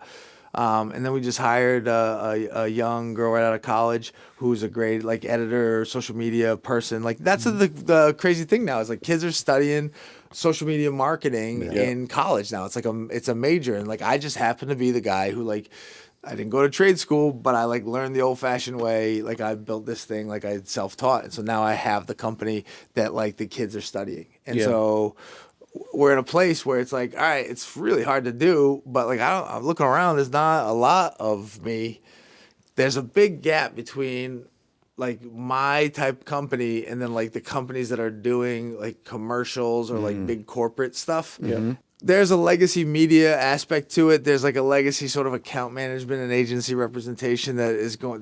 We're gonna have to bridge that gap. And God love them, a lot of respect to them. I'm not trying to drive any creative out of the space, but it's like they're not gonna keep up with us. Like we're a lot fat. We're already better than them in every way, and we're just like not in every way. They have certain capacities. I don't mean to speak out of turn. There's a lot of great agencies out there, and there's room for a lot of people. But I'm just like the social media marketing demo is like the market is crazy, and so for me, I just go like, all right, well, this is something to tap into, and like clearly, I'm telling you, I like love the storytelling dynamic of it. So, I'm always excited when I bump into somebody who's sort of like in the same space, but in like a self-contained like. Occasionally, we'll have a client that has like a really talented social media manager, and you're just like, ooh. Like what? What's going on? What's your story? And so what do you think? You think you'll like retire from LaSalle? Do you think you'll do like a side gig? Do you think you'll try to open your own thing? It's funny, man. It's I think with LaSalle, like I really value their mission and what they do. So I think at some level, I'll always be trying to help them out in some regard. Yeah. Whether that's being on the board, whether that's my boss was great, and I think he'll be someone lifelong that I'm sort of connected with, and I think he'll be there for the long haul. Whether Your boss was great. he's doing something else now within the school. So you're taking his job? It's a long story. Or did they repurpose that budget allocation? Let's put the mics down. So here's what happened. Alex showed up and he's sick with it, and his boss is this guy who just was filling a role, and now his boss has been repurposed, and Alex is sort of running the show, but they don't want to make it weird, so that's what's going on. Do you want me to say it so you don't get in trouble? No, you're gonna have to we'll just yeah. Behind the scenes, I'll tell you a little bit about it. But long story short, like I think I'll always be connected to LaSalle. I really truly believe in the mission of what they're doing there. What would you say the mission is there? Well, John Baptiste de LaSalle is the founder. So it's like essentially when he started in France, it was essentially there's a lot of difficulties and uproar at the time. So I think education was an important part of like filling that gap and kind of helping people to kind of level up. So there's that aspect, but there's also the religious aspect to it, which I like from LaSalle too, especially modern day. It's not just about forcing Catholicism down their throat. They have, just this week we had a rabbi come and speak to our students. We had the week before we had a Zen Buddhist. So it's a lot of different religious worldviews. What kind of gobbledygook were they talking about? Nonsense is that? Bring a bunch of blasphemers into the house of God? No, I'm kidding. I love that. Rabbis are smart, man. The Jews figured it out. The problem with Christians is you put 3 Christians in a room and they got 5 different religions. Yeah. Yep. You put 3 Jews in a room, they got 10 different opinions, but they're all old school Jews. They all stick together. They all got one faith, one religion, one God. And so that's sort of one of the more heartbreaking things to me about Christianity, in the wake of Catholicism. Like, obviously you're dealing with like the Roman Empire, which God knows what the hell they were doing, appropriating religion. Yeah. And you have Greek Orthodox. I don't know if you ever look into Greek Orthodox, but those guys know what's up. Mm-hmm. I love the Greek Orthodox. And then, like, dude, if you actually study like church history, are you guys like into this stuff at all? I know a little bit about the Greek Orthodox, but I don't like. I never like dove deep into the churches. I know some, but not a lot. Not enough where I can have a 2-hour conversation. So Catholicism wasn't really instituted. Catholic means universal, according to the whole. Yep. And so they don't call it like Christianity; they call it Catholicism. Yep. And so that means the universal, according to the whole religion. That's like very distinctly not calling itself Christianity. Yeah. And so that wasn't really instituted until like the 300s. Like Constantine in 325 had the Council of Nicaea, and that's sort of when they instituted like what was going to be Roman Catholicism. Yep. And at that Council of Nicaea, all the bishops from all over all the different areas came and they sort of debated all the different issues, and they ironed out what the Roman Catholic belief was, and they all argued about a bunch of different things. Like the number one thing they argued was called the Arian argument, that whether or not Christ was consubstantial with the Father. The idea that Christ existed at all time throughout perpetuity. The Arians didn't believe that. They believed that Christ sort of became incarnate. And they argued about this endlessly. And then they made a decision, and then they just killed everyone who didn't agree with that anymore. And so, like in the first century, this first and second century after Christ died, there was a group of Gnostic Christians called the Valentinians that were like one of the more dominant sects of Christianity. Yep. And their fundamental beliefs they'll knock you on your ass, and they come from the right place. And Gnosticism is like a carryover from Platonic Greeks, where there's this idea that we're in the false realm, like, the Platonic solids. Like the idea is that like Plato talked about the purity of the forms. Yep. And so like the actual forms we can only approximate what the actual forms are because actual forms are so perfect. We live in an imperfect world. Mm-hmm. And so the idea is, okay, well, if there exists perfection in at least the idea of it, and we don't exist in that, that means we live in sort of some secondary shadow world, which is why you have Plato's cave, right? Yeah. And so Plato said that this realm was created by the demiurge, which is the false god, the false creator god, which says, I am the Lord your God. There's no gods above me. Any god that's the ultimate God doesn't need to say that. It's sort of a weird and obvious thing not to say. Yeah. And so if you say that, that's you compensating for something. And so the idea is that the demiurge created this fallen realm and he created us to worship him. And that's why you have the gods and the titans of the Greek pantheon. Yep. So Gnostic Christians carried that over because, obviously, like, Rome and Greek was like, they were Platonists, you know what I mean? And so, like, Judea in the time of Christ, like, they all spoke Greek. That was the common tongue. It was like the English of the day. And, like, yeah, obviously, Jesus spoke, like, Aramaic, probably, not even Hebrew. But Greek was the common tongue of the time. And so their culture, Dionysian culture, was, like, all throughout Judea. Like, the Dionysus was the god that was born of Zeus. He came out of Zeus's body. So like Zeus being Yahweh Jehovah, Dionysus comes out of his body. He's the god of the vine. And when you drink the wine, you drink his blood and he embodies you. What does that sound like to you? Sounds like Catholicism. Yeah, it does. It does. Which they would have known about Right. in Christ's time. And so there's all that. So when you talk about Catholicism according to the whole, they're just appropriating all of these things in there. So these Gnostics believed that the God, the Father that Christ talked about, this merciful, loving Father, you could not reconcile with a jealous, warring, vengeful, genocidal God of the Old Testament. You have this one God who's just sort of like punishment and floods and everything else, curses and plagues and 10 plagues and hardens the heart of the Pharaoh and more plagues and we're killing the firstborn. Like, that don't sound like Jesus to me. No. And so the Gnostics, led by this guy Valentinus, the Gnostics put forth that that the supreme God, the Father, the source creator that Jesus talked about, exists outside of all time, space, and dimension. He's the supreme creator. Yep. And that's who Jesus referenced when he said Father, which is like, if you think about being Jewish, like they have very distinct names for God. In fact, you're not even allowed to say the name for God. It's like they abbreviate it, right? And so Jesus says, I call God Father. That is like turning the very notion of what God is on its head. It's like blaspheming. And so Jesus calls God Father, talks about mercy, talks about pacifism. He's supposed to be the Messiah.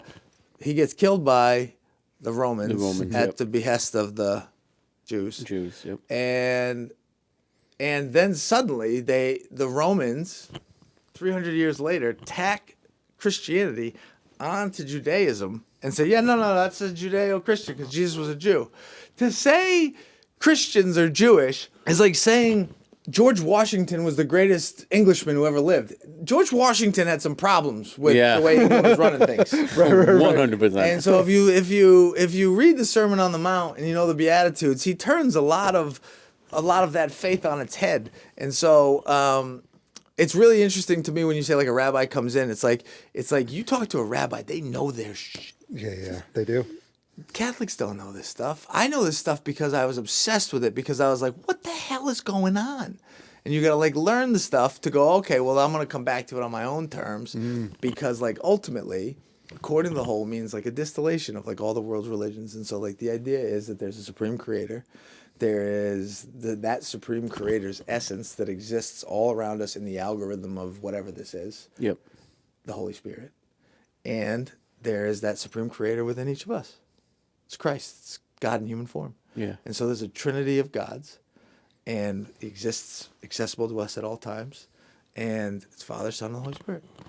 And we die, we resurrect again. Reincarnation. That's the one thing the Catholics get wrong. Yeah. But so like you come back to Catholicism and you go like, okay, like I get what it is. Like you can't explain that in a way that like explains the Matrix. Explain the Matrix to a dumb human being. We don't know what the hell's going on. No. But you got to give us a paradigm. Sorry, I hijacked the podcast. This is What else you guys want to talk about? dude, we are here for you. But I guess we can go down the the original script that we had. But Was that? Hang on, seriously, and I want you to be honest. Go ahead. I'll be able to tell if you're lying. Interesting. Do you feel like this is something that your podcast listeners are going to be interested in, or do we lose them in the deep history of the Bro, Catholic to be honest, Church? I thought I was having like a psychedelic experience when you were talking about it. I swear to like it was Yeah, I was I on really a did. journey. I was like, I forgot I was here to talk. Like good. it was just like I was so in it. Sometimes I get rambling. Yeah. I feel mean, like- I loved it. Yeah, I love I'm a religious guy, you know what I mean? Yes. So I believe in like, everything you're saying right Yes. now. So it's like, dude, I feel like some people believe in it too. Yes. They're probably shunned by other people, like when like they want to show their religion, but then they're like, "Oh, you can't do that." Yes. So it's good, to like be with somebody that's like proud to be religious, you know what I Yes. mean? So it's like Well, God exists in all religions too. absolutely. Do you know what I mean? God, like you think God like But hides then, like, himself? But then when people like say like, "Oh, that's not a real God," your God is not a real God. It's like, then it's like, then wars happen, disagreements, and it's like, So let's tell you about this book. This is about a war between a righteous king and a non-righteous king, and basically it was Hinduism that said Brahman. The difference between Brahman, which is a Trinitarian god of Hinduism, and the God the God the Father, let's call it, of Catholicism, Yep. is that Brahman is not a jealous God. He says all gods are emanations, avatars of the one God. And any God you worship leads back to him. And if you worship that God with honor, then you worship him, and that is good enough. That makes sense, doesn't it? It does. It sure it does. does. Yeah. 100%. And the Hindus believe you're born according to your karma, which means that whatever life you're born into are the set of experiences that your soul needs to nourish itself and learn. And so wherever you're born, God is giving you that set of religion. It's like a religion, just like a martial arts discipline. Some people do jujitsu, some people box, some people karate, some Yep. people MMA, and do whichever one you want. They all lead to the same place. Yeah. And so it's like when people get all bent out of shape about different religions, it's like, you think God hides himself in only one religion?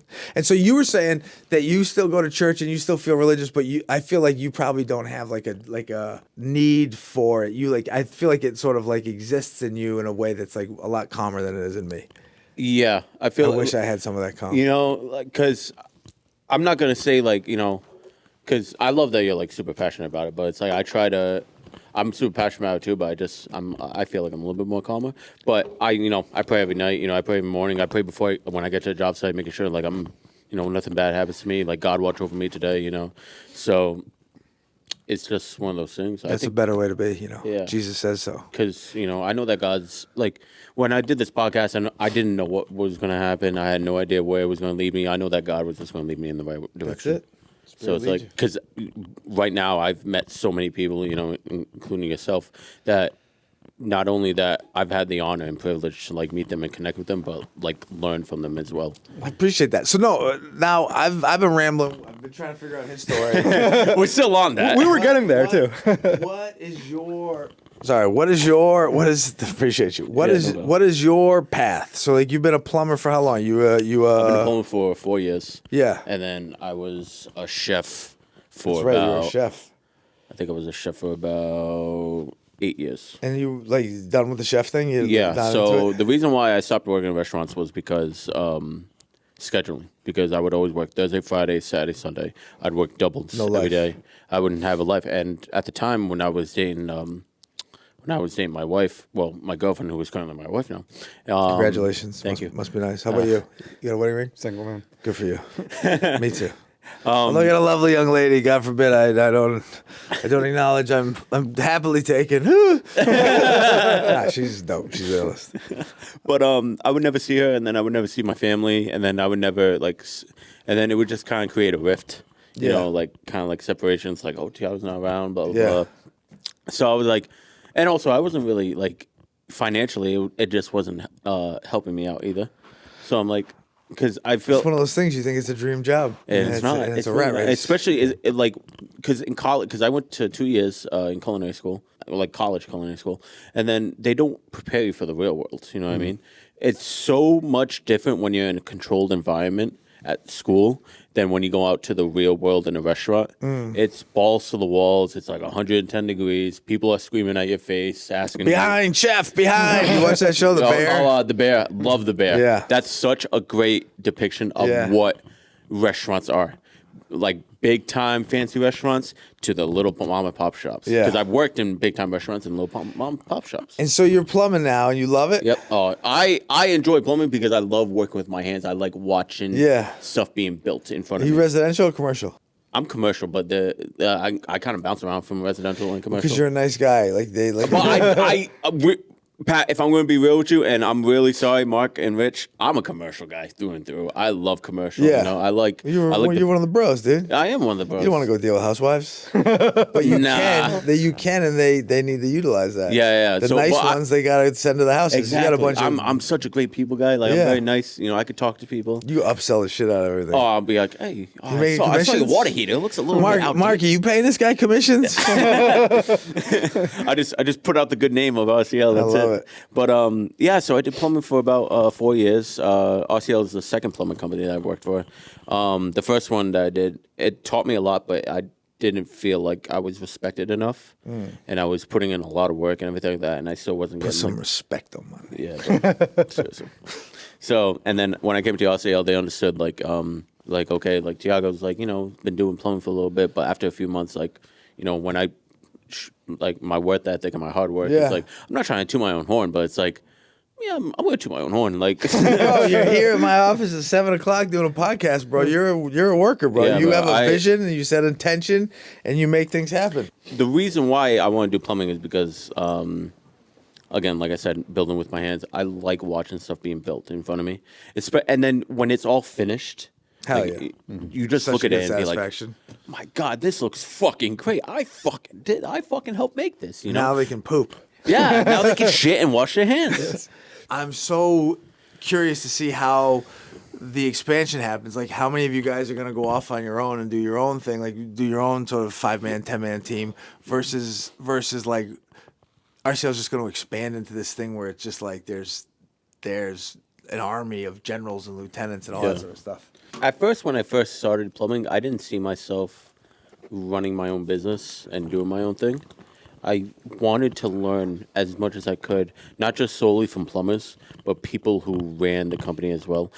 But to just be in the office to understand how their business runs. Yes. And then how can I get their business even to a higher level? So you want to be like back end office stuff. Kind of like what Matt Ryan does. Yeah. I want to be like in the He's a office, gangster. but also still on the field. Yes. You got to work on the beard a little bit, though. Oh God, that beard's legendary, man. I can't do that. No, but you'd be good at that. I can see you doing that. You have like this disposition. Now, you foreman? I'm just an apprentice plumber. Oh, you're just an apprentice. And then you got your master. You get so it goes apprentice. You do 5 years of that, of schooling in that, and then you become a journeyman. Journeyman. That's and the then name. you can Love that become name. a It's like a masculine name. journeyman. Journeyman plumber. I'm a man. That looks good on my I'm resume. a man who goes on journeys. True. But and then you become a master. Like I think after 1 year of being a journeyman. So All right, and so you do that. You run it up. You just you're just gonna like run crews. You think at the commercials like level? I think so. Yeah. Because ultimately, if you're a commercial plumber, you like commercial. Like just stick with RCL because they're just gonna get bigger and bigger. Yeah. Right, Especially with the ticket. commercial. Yeah. Yeah. I mean, if you're in the residential, you're doing HVACs and toilets. Yeah, You go like, well, It's like I can. you don't want to be a beat cop for your whole life. Nah. So I love that. So you like it, and you got it. How long you been married? I've been married just past a year this October. Congratulations, Thanks, dude. man. Appreciate it. We've been together for 8 years. 8 years. Kiddos? Nah, in the process, working on it. So. Nice, dude. SEX. And you? How about you? What's your deal? Women torturing you? Are you living your best life? Living my best life, honestly. It's kind of hard to find the right sort of person. Just kind of still sussing that out a bit. Yes. You know. There's no nice young Christian teachers at LaSalle Academy. What did they say? You shouldn't. Oh, you should. No, don't say the S word about my delightful school. You dirty diamond boys. You shouldn't date where you eat. Yes. Yes. Yes. Exactly. Got it. Yeah. Respect. Yeah. Respectfully. of Respectfully. Respectfully, of course. You know, it's funny. We went to my high school reunion, which is where I saw you. I shouldn't be pointing this, but I went to my high school reunion at LaSalle, and How was it? Did you have fun? it was awesome. It was. I didn't go to my 10-year. I was in LA, and I transferred from Saints into LaSalle, and I was playing sports, and sports were chaos because again, I was playing sports to go to college. I wasn't playing because for love of the game, and so like a lot of my psyche was tied up in sports and getting good grades, and I was from Seekonk, Mass, and I transferred, so like I didn't really have a social circle, even though I was friends with all the popular kids because I played baseball, basketball, football, and so I just never really integrated into the school. I'm sort of this. I've always been this guy. Do you know what I mean? And I just couldn't manifest it when I was young.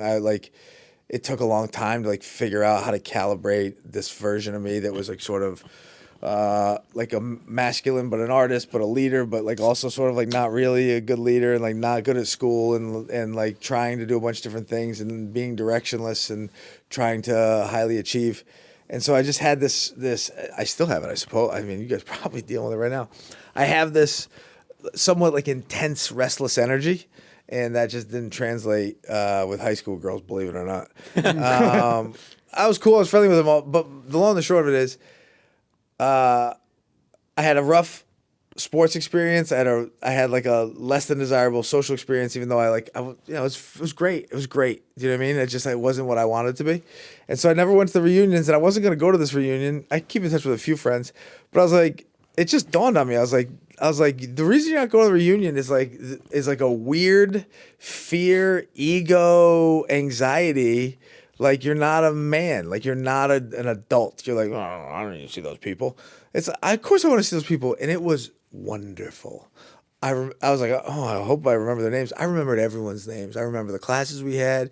Everyone was so happy to see each other. Nobody was weird. Well, there was that one thing that was crazy. Oh my god, dude! Oh my god! Did I tell you about that? No, you didn't. Oh my No? god! So you're just excited? I'm really excited right now. Maybe you did, but I probably forgot. But just we're in there, right? You're at your high school reunion, and high school reunions sort of like have the cliche tropes of what might happen at these high school reunions, and so we're all in there. Everyone's sort of getting settled. It's nice, good vibes, you know. Mm-hmm. And suddenly, one of the more troubled kids, while we were in school, who was a nice kid who we all kind of got along with. He was on the sports teams, but he had an energy to him. He was troubled, you know what I mean? Yeah. A little bit of an angry kid, sort of a dark, I don't know.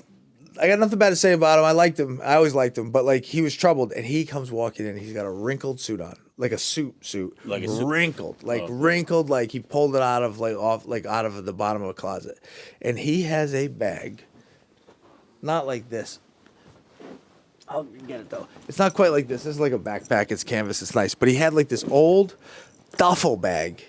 Old. Like it must have been his dad's. Yeah. Stuffed to the gills. Like packed. Like overflowing. It was the weirdest, dirtiest looking bag. He's disheveled. He's on some sort of withdrawal from some drugs. Poor guy. Yeah. Poor. You know what I mean? The first thought is poor guy. Right. Yeah. He's at his reunion. Like, I don't know what the first thought is. First thought is poor guy. Yeah. Second thought is maybe poor us. Because this fits the mold. If you explain this to anyone, it's one of two things. Yeah. Yeah, It's one of two things. Yeah. Yes. This guy is either like really out of his mind, the poor guy, and he's got all his wares, his tools, his things, like all his life in this bag. Sweatshirts and notebooks and wrappers and everything. And he wants to come to his high school reunion, and he put on his suit because that's what he thinks he needs to wear. And he's on drugs, and he's trying to be clean.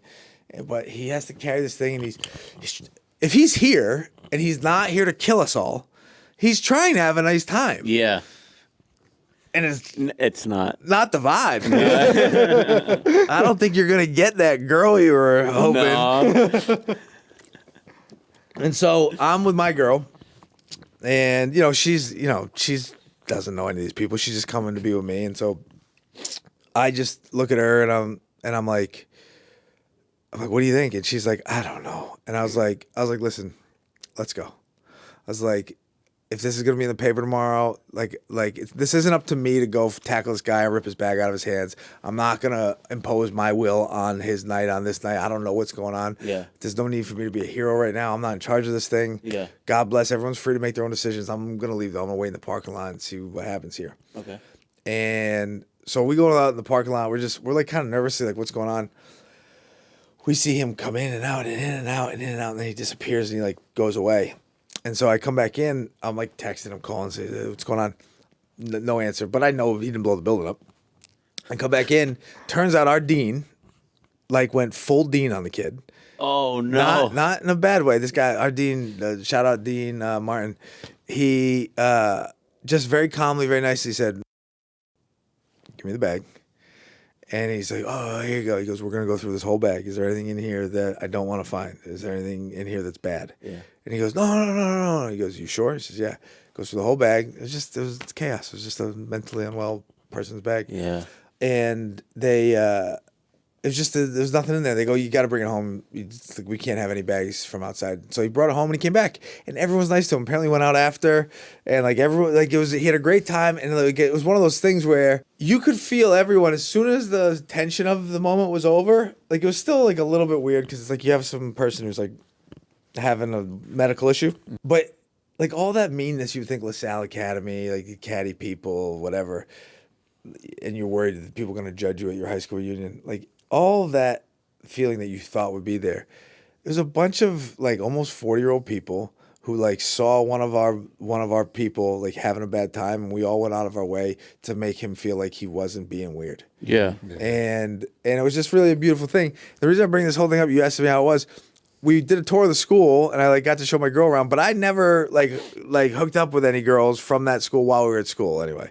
And Man of God. and yeah, well, that wasn't by choice back then. And so there was a place, I don't know if you don't know. Well, maybe they still call it that. There's a place called the Boneyard at LaSalle where it's like this stairwell that leads to nowhere, and that's where people used to go and make out or do whatever. Nice. We can give you like a little, get an over the shirt second base, so whatever you're getting into back then. And I never was fortunate enough to be able to visit the Boneyard, and I always felt like I had missed out on something.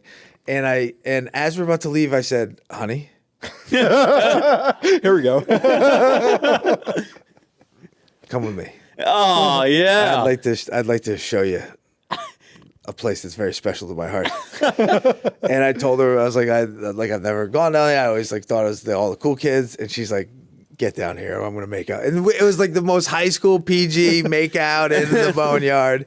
And she thought it was right, and it was like really wonderful. And then we come up, and as we were coming out of the door, there's like a tour passing. And they're like, "Oh!" They already knew, huh? Everyone knows. You know what I mean? That's what it was. And so yeah, I had a great time. And I highly recommend go to your high school reunion, say hi to your people, be cool. Like be cool, dude. Who cares what anyone thinks? Like be secure enough in yourself that anyone who's like sketchy to you is a loser. Anyone who's sketchy to somebody who's going somewhere nice and kind and open is a loser. So yeah, no, I had a great time. You. We're also going to get on Alex because I don't think he still answered the question. By the career way, in plumbing, right? You're gonna do a career in marketing. Where does it go from here? I saw that smile. By the way, I don't mean to interrupt. I saw that smile. He's trying. He's like, I need to recruit this kid. Yeah, so like I was saying all the way before, I think I'll always have some sort of connection to LaSalle. Whether I'm there for a career or not, I don't necessarily Do they know. need you full time? I think they need someone in the position of marketing there for sure. Whether it's me or someone else, I don't know if it needs to be me per se, but I think having someone in that role is beneficial for sure. What do you want to do? I think even trying this podcast out, there's something about this that just doing something. that beckons to me. You know what I mean? Don't say beckons. It's a weird word. Beckons. Can you spell it? There's a B in there. Yeah. I do a little construction thing with my dad too. So we have like a little like residential construction thing we do. Nice. But I think I like this world a lot more, like the media, the video, the marketing.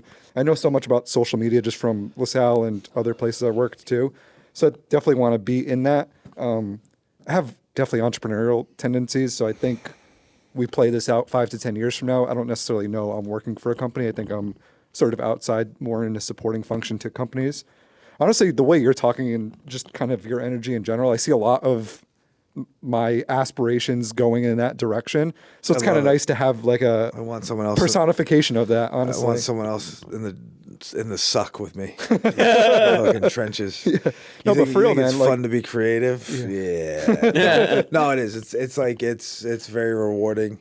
Because how was that for you? Like you had a job before you did this, right? Presumably, right? No. Like, Hey everyone, just a quick heads up before we dive back into this episode. During recording, PQ's mic accidentally turned off, so you might notice a change in sound quality at certain points. Thanks for sticking with us, and now back to the show.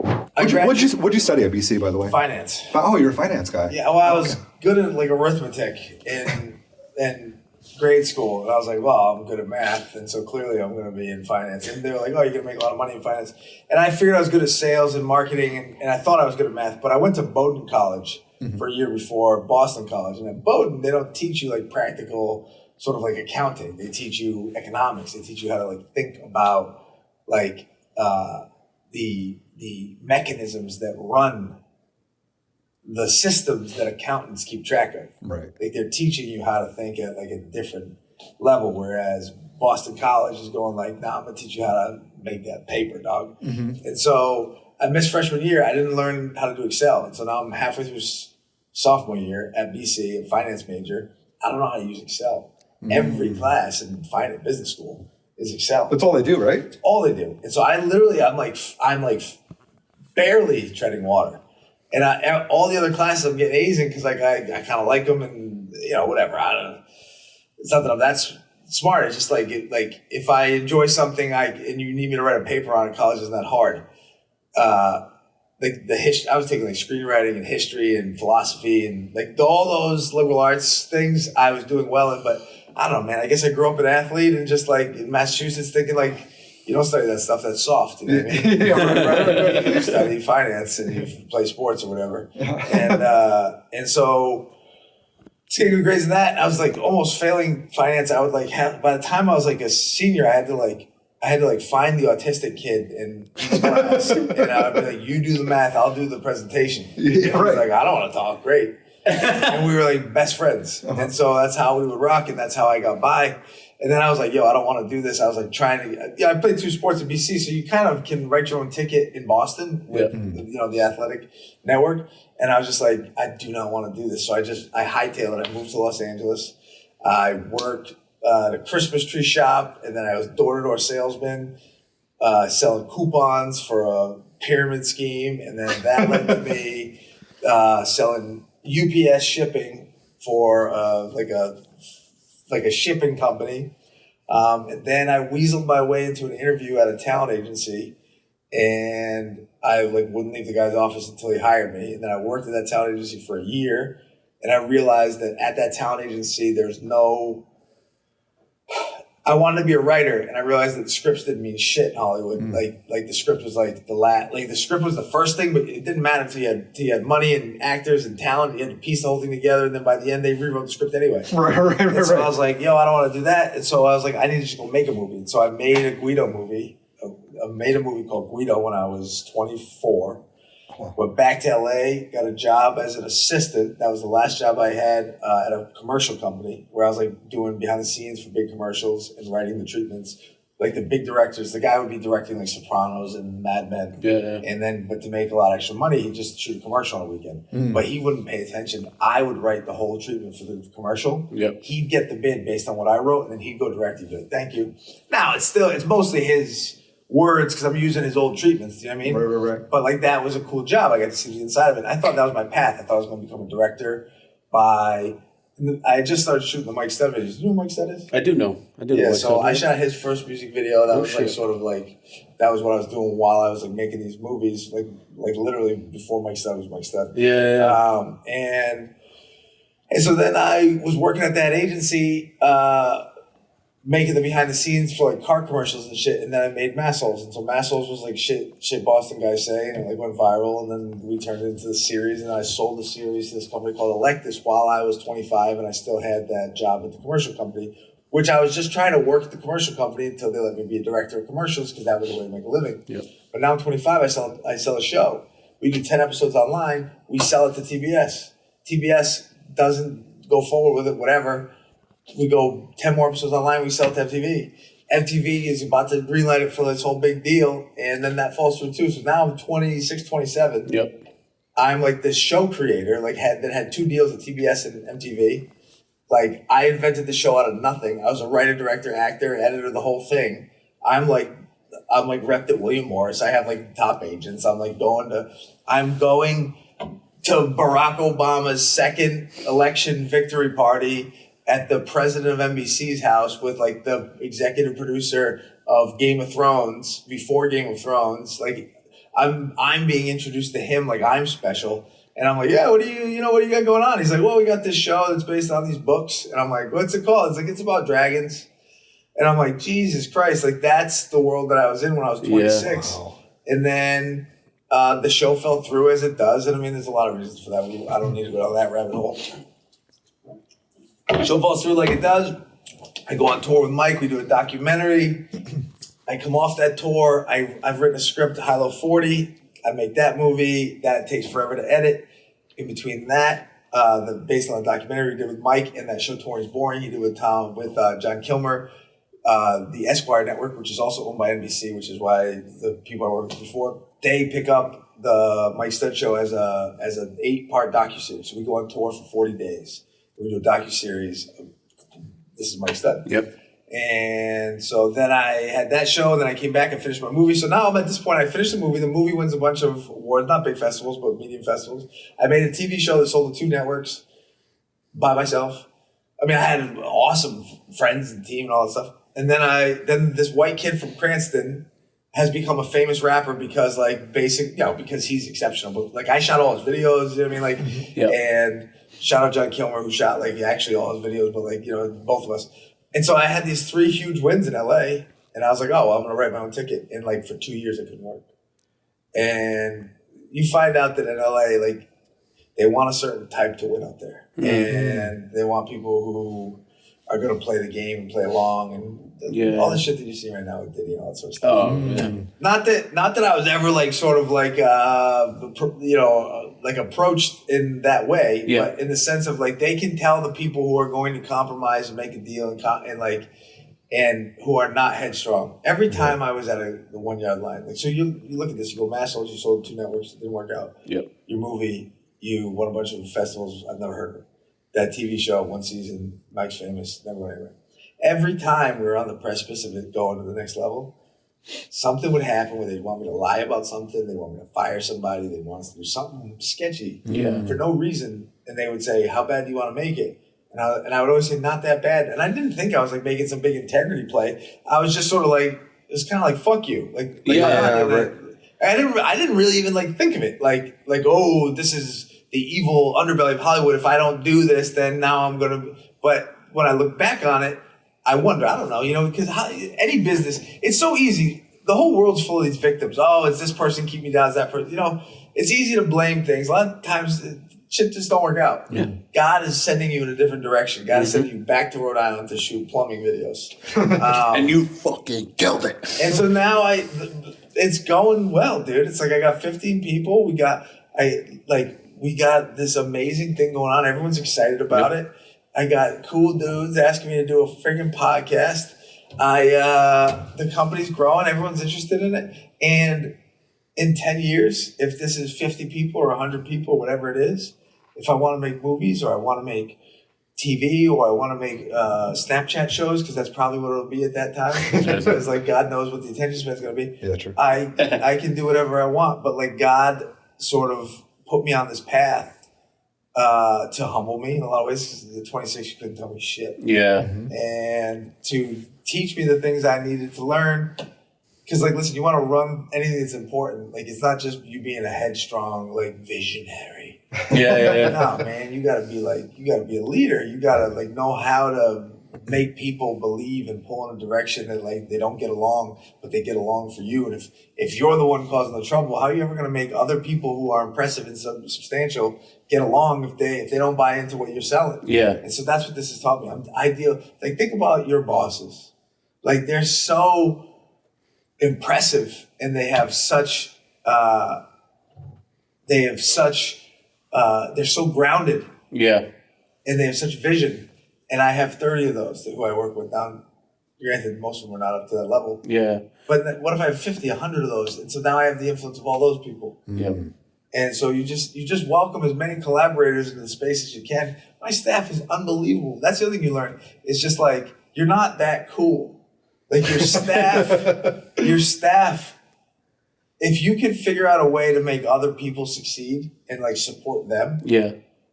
That's like the real, like that's how you win. Like we get in this sort of mindset where it's like, oh, it's all me, it's all me, it's all me. And that's it, like, you cannot win that way. And so I'm like so lucky. Like this place is completely a product of the skills and the collaborative efforts of everybody who's here, and everyone pulls in the same direction. And I'm just so lucky. I'm so lucky to be humbled, you know? Dude, you deserve everything that you've worked for, you know what I mean? Thank you, brother. Coming back here, and it's like, I've seen the work that you've done, you know what I mean? Not just RCL, you know, you come in and you do a, like, perfect job, wonderful job. You know, just the other companies alone, like, you're helping promoting these businesses to get to the next level. So now here's my question to you, since you want to ask us all these fucking questions. We're 2 hours into the podcast. I know. We get to ask a question. Also, shout out to my dog Charlie. I love you, boy. Charlie gonna be editing this? He will be he'll just probably be next to me, like probably crying, like, let's play. I'm like, can't. Oh, is that your dog? Yeah, that's my dog. Yeah. He's my boy, little golden retriever. I'll put a photo away here. Boop. So now here's my question. Yes, right? please. So as I'm shocked you have still have questions. You're not like, I'm fucking ready to tap out on this guy. He doesn't shut up. hell no. Go ahead. So as people, like young business owners, or like, you know, even like people that are in like the trades, or like want to be content creators, like they want to make their own videos. What sort of advice do you have for people to like that are just starting out? Like, you know, they're like, oh, I can't really get the big cameras. Get or your like, phone. okay, Get it out. yeah, Make a video. simple, right? Put it on the internet. Make another one. Yeah, It is that simple. Just do it. Suck. Like, if you have the willingness to suck at something, you can be good at anything. Well, we forget as adults because we don't like to suck at things, and we shy away from all the things we're not good at, because as kids, you suck at everything. And so you try to do things and you suck at it, and the things that you like, you continue to suck until you suck less. And then you get pretty decent at things. Then you grow up to be an adult and you go, I'm going to do these things that I don't suck at anymore. You forget what it's like to suck. I started jiu-jitsu 3 years ago. 35, get my ass kicked by all sorts of folks, big, small, tall, ugly, whatever. And for a guy my size, that's unusual. But I was like, I want to learn how to do this. And then slowly but surely, you suck less and less and less. And you realize if you're just willing to suck, you can improve. And at the beginning of something, you have no expectations. So like anytime you're plumbing or you're shooting a video, I'm shooting a video, if it's not great, I'm pissed. yeah, Whereas like when you're starting something, you're like, that wasn't the catastrophe. That was fantastic. I'm thrilled. the toilet flushes. Toilet flushes. And so my advice is just shoot something. That's one.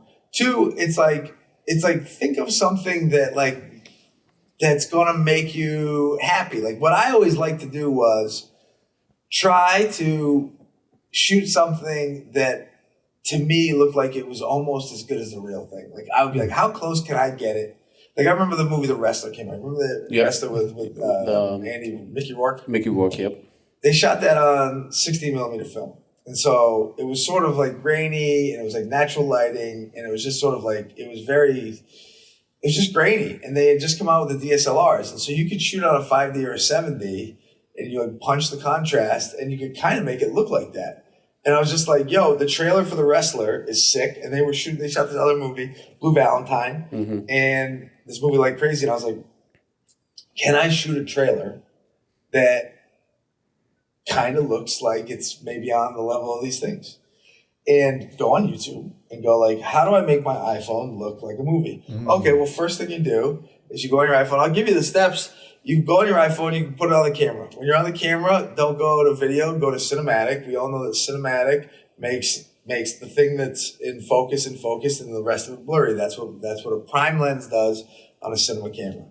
And so you, in addition to putting it on cinematic, it'll say HD and 30 on the side. Now that means 30 frames per second, which means how many pictures it's taking every second. And HD just means high definition 1080 by 1920. Yep.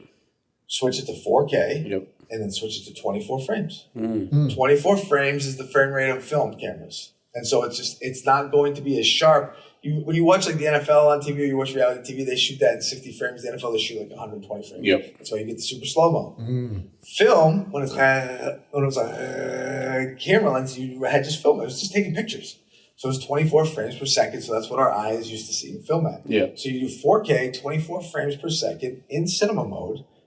You're going to shoot some shit that is going to kind of look like a movie. And so don't try to overdo it. Don't try to get like this incredible sort of tracking shot or this unbelievable performance. Just shoot some person, good, bad, or ugly, at a coffee table in their own world. And you just shot a scene. Put some music on it. Put some happy music on it. Watch that scene. It's going to be happy. Put sad music on it. That scene's going to be sad as a motherfucker. And now you're a filmmaker. You're playing with emotion in a way that wasn't there before because you're contributing all of these other factors.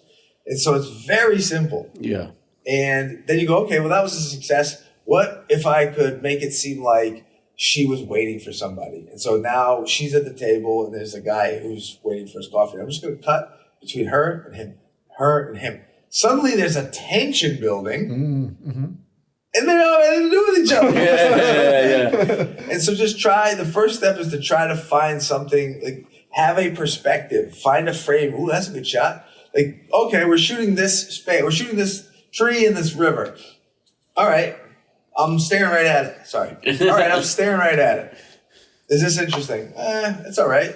What if I get closer to the tree? Oh, now the tree is sort of coming into the shot and the river's in the distance. Okay, what if I get further from the tree? And now I'm at the riverbed and I'm shooting up from there. And now I can hear the water. And so what's that doing to me? Am I in the water? What? And so you find a perspective.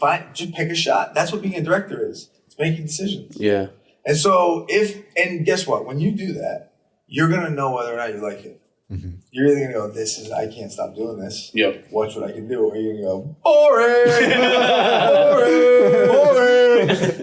So that's my advice. Was that what you're asking? How to get your camera? Pretty much so we actually Obviously, PQ kind of helps businesses with their social media and their marketing through the lens of video. Yep. Are you asking essentially for people who can't afford those services or aren't that level yet? Yeah. How do they kind of get started, right? If they can't have PQ, how do they get it going? Like, what's the sort of the entry level, because a lot of people always told us is you got to be consistent, and you got to be consistent. You got to be consistent. You got to be wanting to do this. You know what I mean?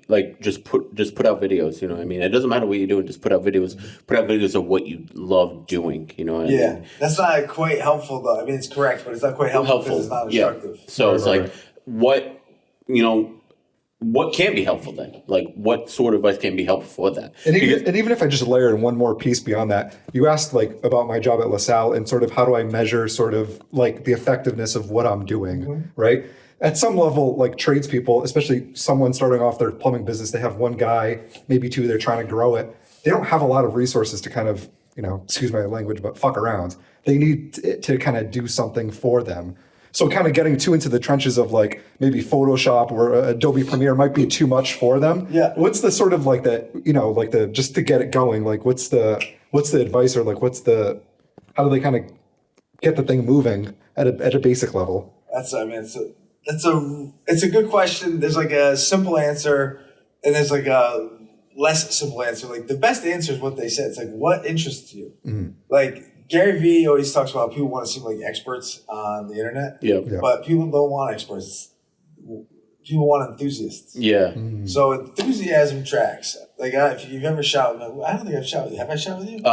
You personally haven't. I know that Cody? Enrique and Cody have. Yeah. So what I tell anybody who's sort of in their head when we shoot, I go, before you start talking, I want you to say, I'm really excited to be here. And they think to themselves, I'm not really excited to be here. And it makes them smile. And so now they're smiling when they go, hi, I'm Tiago. Yeah. And now they look like they're having a good time because enthusiasm tracks. And so what I would say is, don't overthink it. Whatever you find interesting is interesting. It doesn't need to be interesting to the world. You don't need to be an influencer. You don't need anyone to even like it. You just need to do something that is interesting and relevant to you. The message of every social media post is, hey, I do this thing. I like it a lot. It's going really well. I do this thing. I like it a lot. It's going really well. That's what people care about. If you're trying to get your business going, they want someone who likes what they do, who does it a lot, and who does it really well. Yeah. That's everything it is. And so you're saying like a tradesperson maybe has 1 or 2 guys. If you're lucky enough to have 1 or 2 guys, you get someone to hold the camera. There's a lot of people who don't have someone to hold the camera. Doug Connolly. DMC Electric. Shout out to Doug. That's probably the first thing, right? The first thing you do is find people that you like. Find content that you like. Find like-minded people. No, just find content that you like. Yeah. And go, well, what are they doing? Yeah. Doug is just filming what he. All right, here we go. Yeah. He's so much energy that guy has. He films what he does, and then he ramps it and he cuts it. So he's like learned some skills. But what I would just say is, get your phone out, film what you're doing. There's one guy who's a realtor who he didn't like talking on camera. He didn't like putting himself on camera. So when he went to an open house, he would film the open house. It wasn't his listing. He was just at an open house. He'd film the open house, and then he would put music on the story. So he'd film a story at a nice $1 million open house. He'd put music on the story. He's like, open house, y'all, 12 to 2. Everyone thinks it's his open house. He does that 3 times a weekend for 6 months. People are like, this guy's crushing it. Yeah. He's never had a listing. Guess what? Now he's like the 4th biggest agent in a 300 agent brokerage. Wow. And it's just because I'm dehydrated from talking so much. It's just because he got the camera out and he did something simple and made it work. And so I would just say, you don't have to be on camera. People go, I don't want to sound weird. You don't have to be on camera. Just film what you're doing. Like plumbing's an easy trade, but like whatever you're working on, is it broken? Like, what does it look like when you get there? It's broken. Take a picture. Yeah. Take a video. Yeah. Just that's it. Yeah. 10 seconds. Okay, what did it look like when you left? Take a picture. Take a video. So people want after. People love that shit. Yeah. Get a little tripod stand. Yep. Get a little tripod stand. Set it up.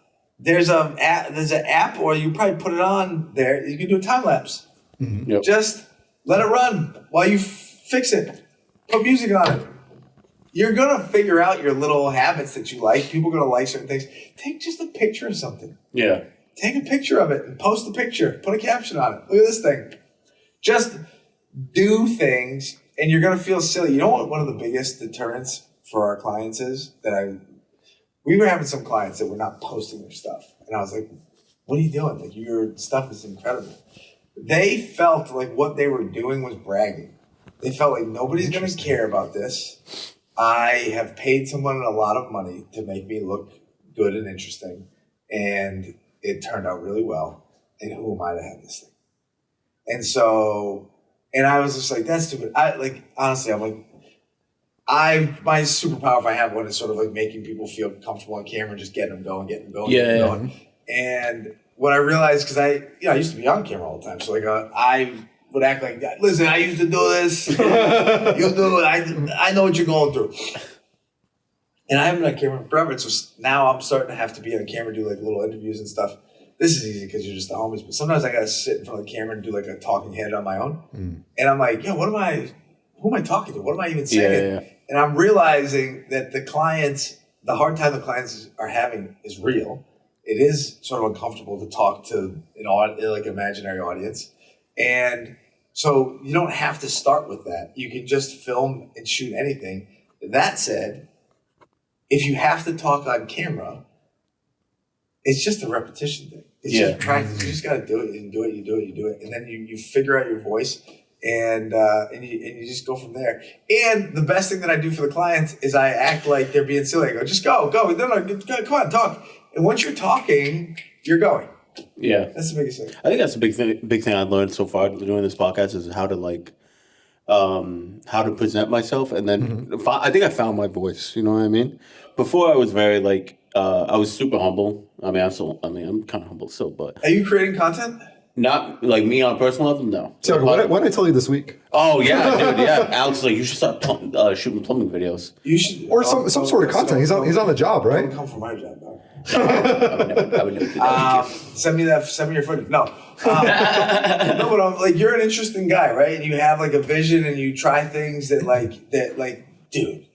By the way, hats off to you guys. To want to do something that you don't know how to do that's like kind of extra to go like I'm important and I'm interesting and I have something to say. So many people want to do that and they just don't have the huevos to just dive in and do it and maybe suck at it, maybe not, or be proud of themselves and be like confident in yourself and like be no, this is cool. I'm gonna make hats and this is fun. And I'm gonna call Patty Quinn. I'm gonna get him like you know what I mean? Yeah. Like not that I'm anybody, but I'm saying. The fact that you did something that you didn't know how to do and you are doing it, like, is evidence of an absolute superpower. You can do anything you want. Yeah. And so that's all it takes is that ability to just go, all right, I'm going to figure out how to do it. We did this shoot the other night. If you guys got to go, you got to go. We did this shoot the other night. We showed up and the lighting was like not good. It was like a big. Oh, you could talk to Alex about lighting, man. He is the lighting king. It was this big sort of new building down on Providence. They were having this like seminar, and it's all this overhead, like sort of like prison lighting, and there's no dimmer. It's all fluorescent overhead, ugly shadows over your eyes. Everyone looks yellow, lights, and I'm like, oh God. And we just get we got a half an hour before the event starts, and I'm like, this whole thing's gonna look fine. It's not my fault. I didn't pick the venue. But I think they shot there during the daytime the last time, so it looked different. So now it's nighttime, and I'm like, "What are we gonna do?" And so we can't dim the lights, so I turn off all the lights, and I just light it. We have 4 big lights, and I just light only the stage. And then it turns up they had some uplights, and the company that was hosting it was a blue company, and so I put the blue lights up against the wall, and I just lit the stage, and so that the whole audience was dark. There was whole darkness in the room. And I didn't know what I was doing. Yeah. I was just like, this looks bad. Let me see if I can make it better. It might not work. It might work. But just trying the thing, you'd be shocked how close you can get on the first try. You go, oh, shit. This is just about there. And now look at you. Now like, this can be whatever you want it to be. Yeah. I'm actually very curious to see where you guys will take this. You guys have a good dynamic together. I think the trades is like an interesting like orbit to be in. Yeah. Like you exist there, but I don't think, and like you sort of need some sort of niche, and I understand that, but like I think that you guys have a much broader appeal. And like when I asked if you do content, like what are you into? You should like your culinary shit is like very interesting. You should be cooking shit once a week and doing a photo of it. You should be doing like whatever the most interesting thing that you worked on at RCL. Yeah. I'm sure you're working on the podcast. You're doing an edit of the podcast. It's still shot from the podcast. Like these are layups. And now you have a consistent thing, and now you have a personality. People getting to know you. Yep. People are like, oh, he's doing this thing. He likes it a lot. It's going really well. Yeah. That's the First of all, thank you for those words, man. You know, this is actually the first guest that's like hit us with some questions, you know, and it's like we're not thrown off our game, but it feels nice being the one that's answering the questions and not asking them. Not to say that I didn't want to ask you questions, you know, because I'm sorry, did I ruin the of course not. What are the questions? I'll answer quick. I won't ramble. What else? Damn, I can't. I'm being real. I can't really think of one right now. I'm just so motivated right now because I'm looking at a guy, right, that, you know, went to LA, tried to do a thing out in LA. LA, biggest. When you really think of LA, you think lights, cameras, media, marketing. You think all this stuff, right? Yay! And then it didn't work out, you know. And then you came back, and then you found something. It worked out. It worked out, baby. Yeah, it did. That's how it's supposed to. Yeah, you know, because it's God's plan. Yes. And God's plan was for you to come back here. People get too far in their head to go, oh, it didn't work out. I'm a failure. I had a dream and it didn't, and I failed at it. It's like, there's a great Jocko line. It's called, all failure except death is psychological. It's just like, dude, like nothing. That's powerful. It's never over. It's never over, dude. Like Yeah. it didn't not work out in LA. Like as soon as you go, oh, it didn't work out. Now I'm different. Now I'm not this anymore. You're whoever you want to be. Like pick a new path. You get to be whoever you want to be. If God is closing a door, it doesn't mean that path is over. It just means that you need some other seasoning. That's this book. That's The Alchemist. You guys read The Alchemist? That's a good one. I've heard of it. I've heard of Take it. that book with you. That's yours. Oh wow, thank you. You come to Told by Fire, you visit the Raised Catholic, you leave with a gift card. Yeah. No, seriously, read that book. I'm going to check in with you. See that'll tell you everything you need to know. All right. The journey will teach you everything you need to know. And as soon as you stop fighting the journey, as soon as everything that happens, you just go, all right, well, like that's what faith is. That's why God is beautiful. And I know people like you preach about God, but like if you actually commit your life to being like, whatever happens, can mine nourishment. Like the worst shit that happens, it's teaching me something that I need to know. If you approach everything that way, it's like a cheat code for your mentality to be like, I'm not mad at anything. Yeah. And it's the actual special sauce for you to like figure out the problems of every time anything bad's ever. So the guy Cody who does all the editing here, I had another guy who I was trying to get to do that job. He left me on my ass. He like started doing his own shit. I had to like pay back clients. I lost the business. We went down to nothing. And if that kid hadn't have done that kid can't hold Cody's shorts. Yeah. If that kid hadn't have done that, I would have met Cody. This company wouldn't be here. Everything that happens is leading to the better thing. Mm-hmm. If you just adopt that, then you can't go wrong. Yeah. Pretty much. That's a mic drop. Yeah, right there. dude. Jesus. Because it's the willingness to learn when things don't go your way. That's it. It's trust. I've started to learn because I was really stuck in a path of like, you know, if I failed, I was afraid to fail. You know, I was really stuck in that like, you know, that like motion. I was afraid to fail. That's why I didn't really like pull the trigger on a lot of things. And I wish I did because I know that failure is a learning experience. You know, I mean, at least that's how I see it. So they say you can't change the past, and that's not true. Did you know that? So you're a time traveler or something? This is you guys how to travel through time. Oh, good. They say you can't change the past. That's not true because if you can reframe the past, then you change its significance on your life. Yeah. And so you say, there's a lot of things that I wish I did that I didn't do, and I really wish I went back and did them. Yeah, I could do them now. Yeah. If you had done them, you wouldn't be the man filled with regret now that now takes every ambitious step that he needs to take because he knows what it feels like not to do that. Yeah. When I was 11 years old, I was the best player. 10 years old, I was the best baseball player in CFL. And when you're in Little League, it's 8 to 10, 11 to 12. And so all the good 10-year-olds play with the 11 and 12-year-olds because that's just how it works. Yeah. And I should have played with the 11 and 12-year-olds.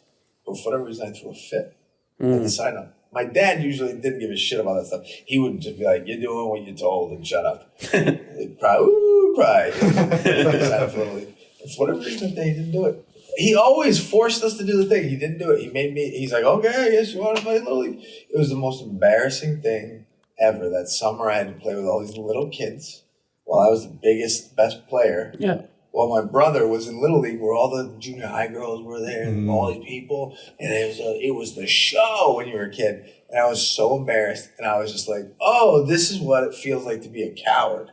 And I was a coward, and this is what a coward feels like. Yeah. And I couldn't process it in that capacity. I just remember going like, I'm never ever going to, like, anytime I feel that scary thing, I'm just gonna run face first into it. And that's honestly how I've gotten here. Yeah. I graduated Boston College finance degree. Like, I could have wrote my ticket. I was in love, dude.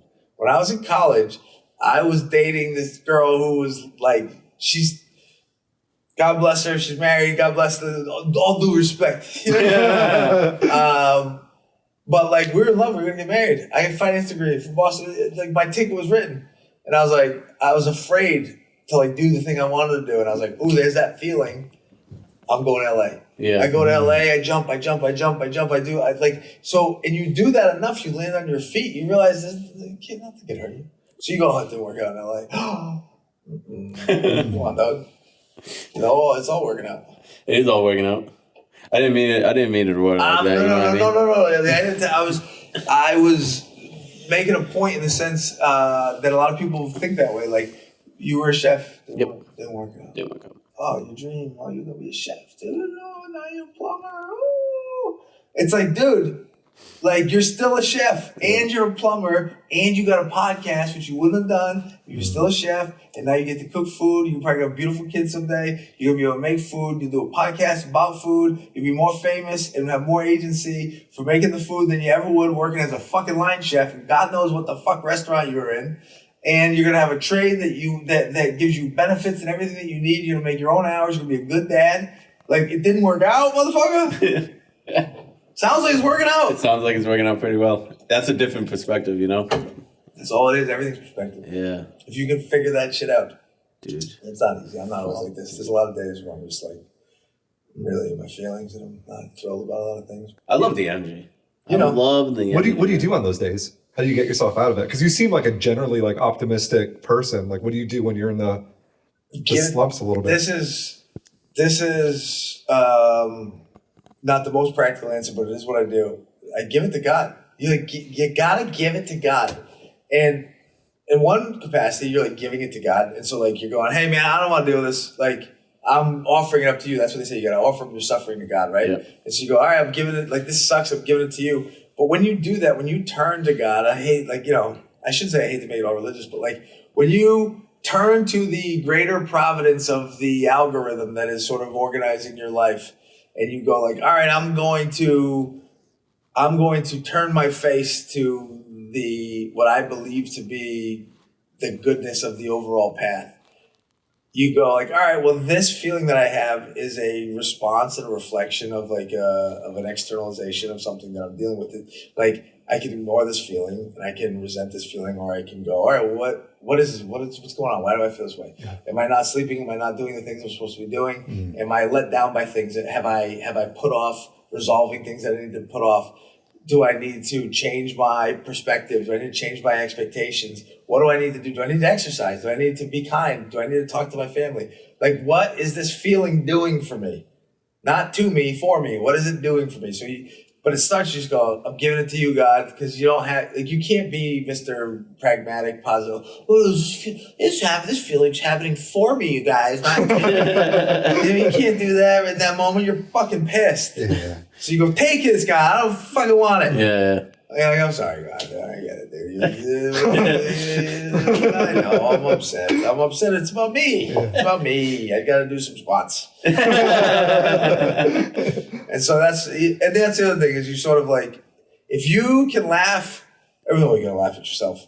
Actually laugh at yourself. Mm. Like, if I get little frustrations all day, the little frustrations stack up and I get irritable, and then something will happen that will make me so rip-roaring mad for no reason that I'll be like, this is hilarious. I'm having like all these, like my pocket got caught on a door. I'm mad. You laugh here, you're like, oh, you little baby. What are you, the king of Siam? Deserve to have anything bad happen to you? Oh, you're a little honey nut Felios? And so you laugh at yourself and you make a joke at yourself and you keep it moving. You're like, it sucks. It sucks for me today. If I wasn't me, I would think it was hilarious. And so that's I guess what I do. And sometimes I'm a bitch like anybody else. That's the other thing. Don't beat yourself up. I just had our company event. I'm gonna talk to you guys until the fucking sun comes up. Let's go, baby. I had a company event. We had. I gotta say we more often. We had our client appreciation event, and.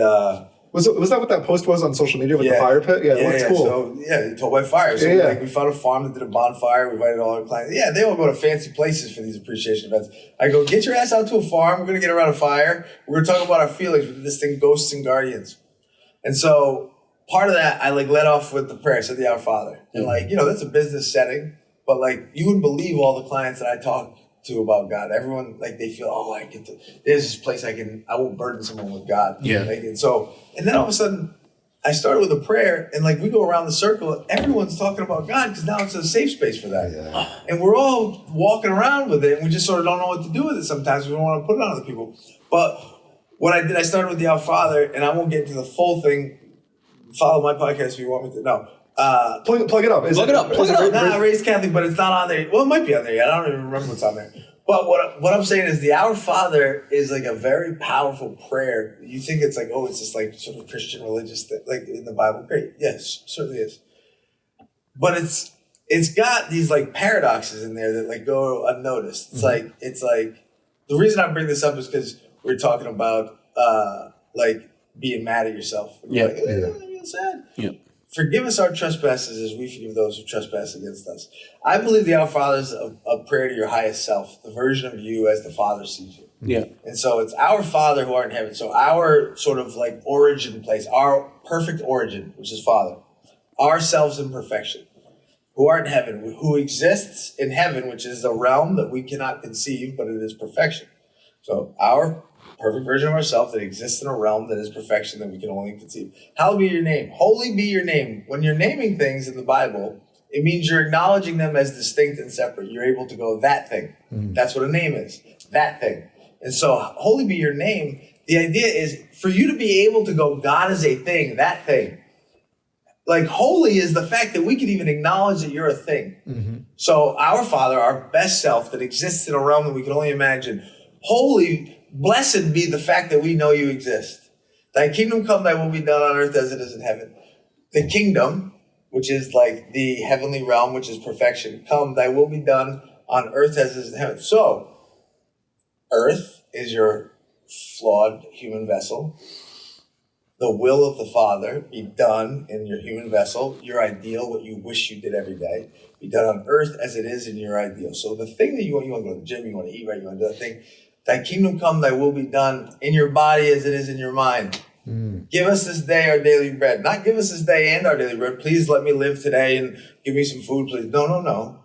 This day is our daily bread. Give us this day our daily bread. Meaning that the sustenance that fills our body is not our bread. This day, the experience of the day is what feeds us. So if it's feeding us, it's not our body, it's feeding our soul. Our soul is who we are, not our body. Give us this day our daily bread and forgive us our trespasses as we forgive those who trespass against us. We don't forgive ourselves. Hey, higher self, let's forgive ourselves for this. It's hard to forgive ourselves. We won't forgive ourselves, but we'll forgive others. Yeah. Those who trespass against us. And lead us not into temptation, but deliver us from evil. She's talking to God. You go, don't lead me into temptation, God. Why would God lead you into temptation? And if he is going to lead you into temptation, why would you ask him not to? That's his will. As you aspire to your higher self, you become less sinful, you become less corrupt, become more like the way the Father sees you. So as you become less corrupt, how would you be tempted more? As you get better and better and better, what sin are you most tempted towards? Pride. Yeah. As you get closer to God, it is so easy to fall into the worst sin there is, the sin of Lucifer, the sin of the Satan, the ego, pride. So as we ascend closer to our godly selves, lead us not to the temptation of pride, because we're very proud of ourselves, but deliver us from evil. Now, evil, I was like, oh, evil, it's bad. Evil is the absence of perfection. That's it. That's just like lacking. That's what evil means, lacking. Yep. And so, but deliver us from your absence. Don't make us prideful, but bring us closer to you. Yeah. For the kingdom and the power and the glory are yours now and forever. That means that like any shit we do is only a product of our higher Father's nature that is inspiring our earthly vessel to kingdom come. The kingdom and the power and the glory, anything good that's happening does not belong to this earthly vessel. It is enacted and manifested by the soul that is in you, the divine Father's vision for you. And so when we are aspiring to try to be good humans, we have to realize that the exercise is the exercise. We are made flawed so that we can aspire towards something higher. And the more we just acknowledge that reality that will not go away, and it's beyond our conception, and accept it and surrender to it, and go, that's the drill, the better off we'll be. And you led your event off with that. Yeah, Oh, wow. I didn't go that deep into it because it felt uncomfortable. I felt like I was foisting it on people. Dude, that's a fucking mic drop moment. I'm moved right now. And just the fact that you have that all just flow off the tip of your tongue just so naturally without any pauses or ums or it's incredible, man. You know what they call that? That's the Spirit speaking through you. Hell yeah. That's the Spirit of our Father speaking through me. That's not me. Yeah. Absolutely. That's the grace of God. Dude, this podcast episode is gonna be fire. Dude, how we do 3 hours? Yeah, this is the longest podcast episode ever. Boys, it's been a pleasure.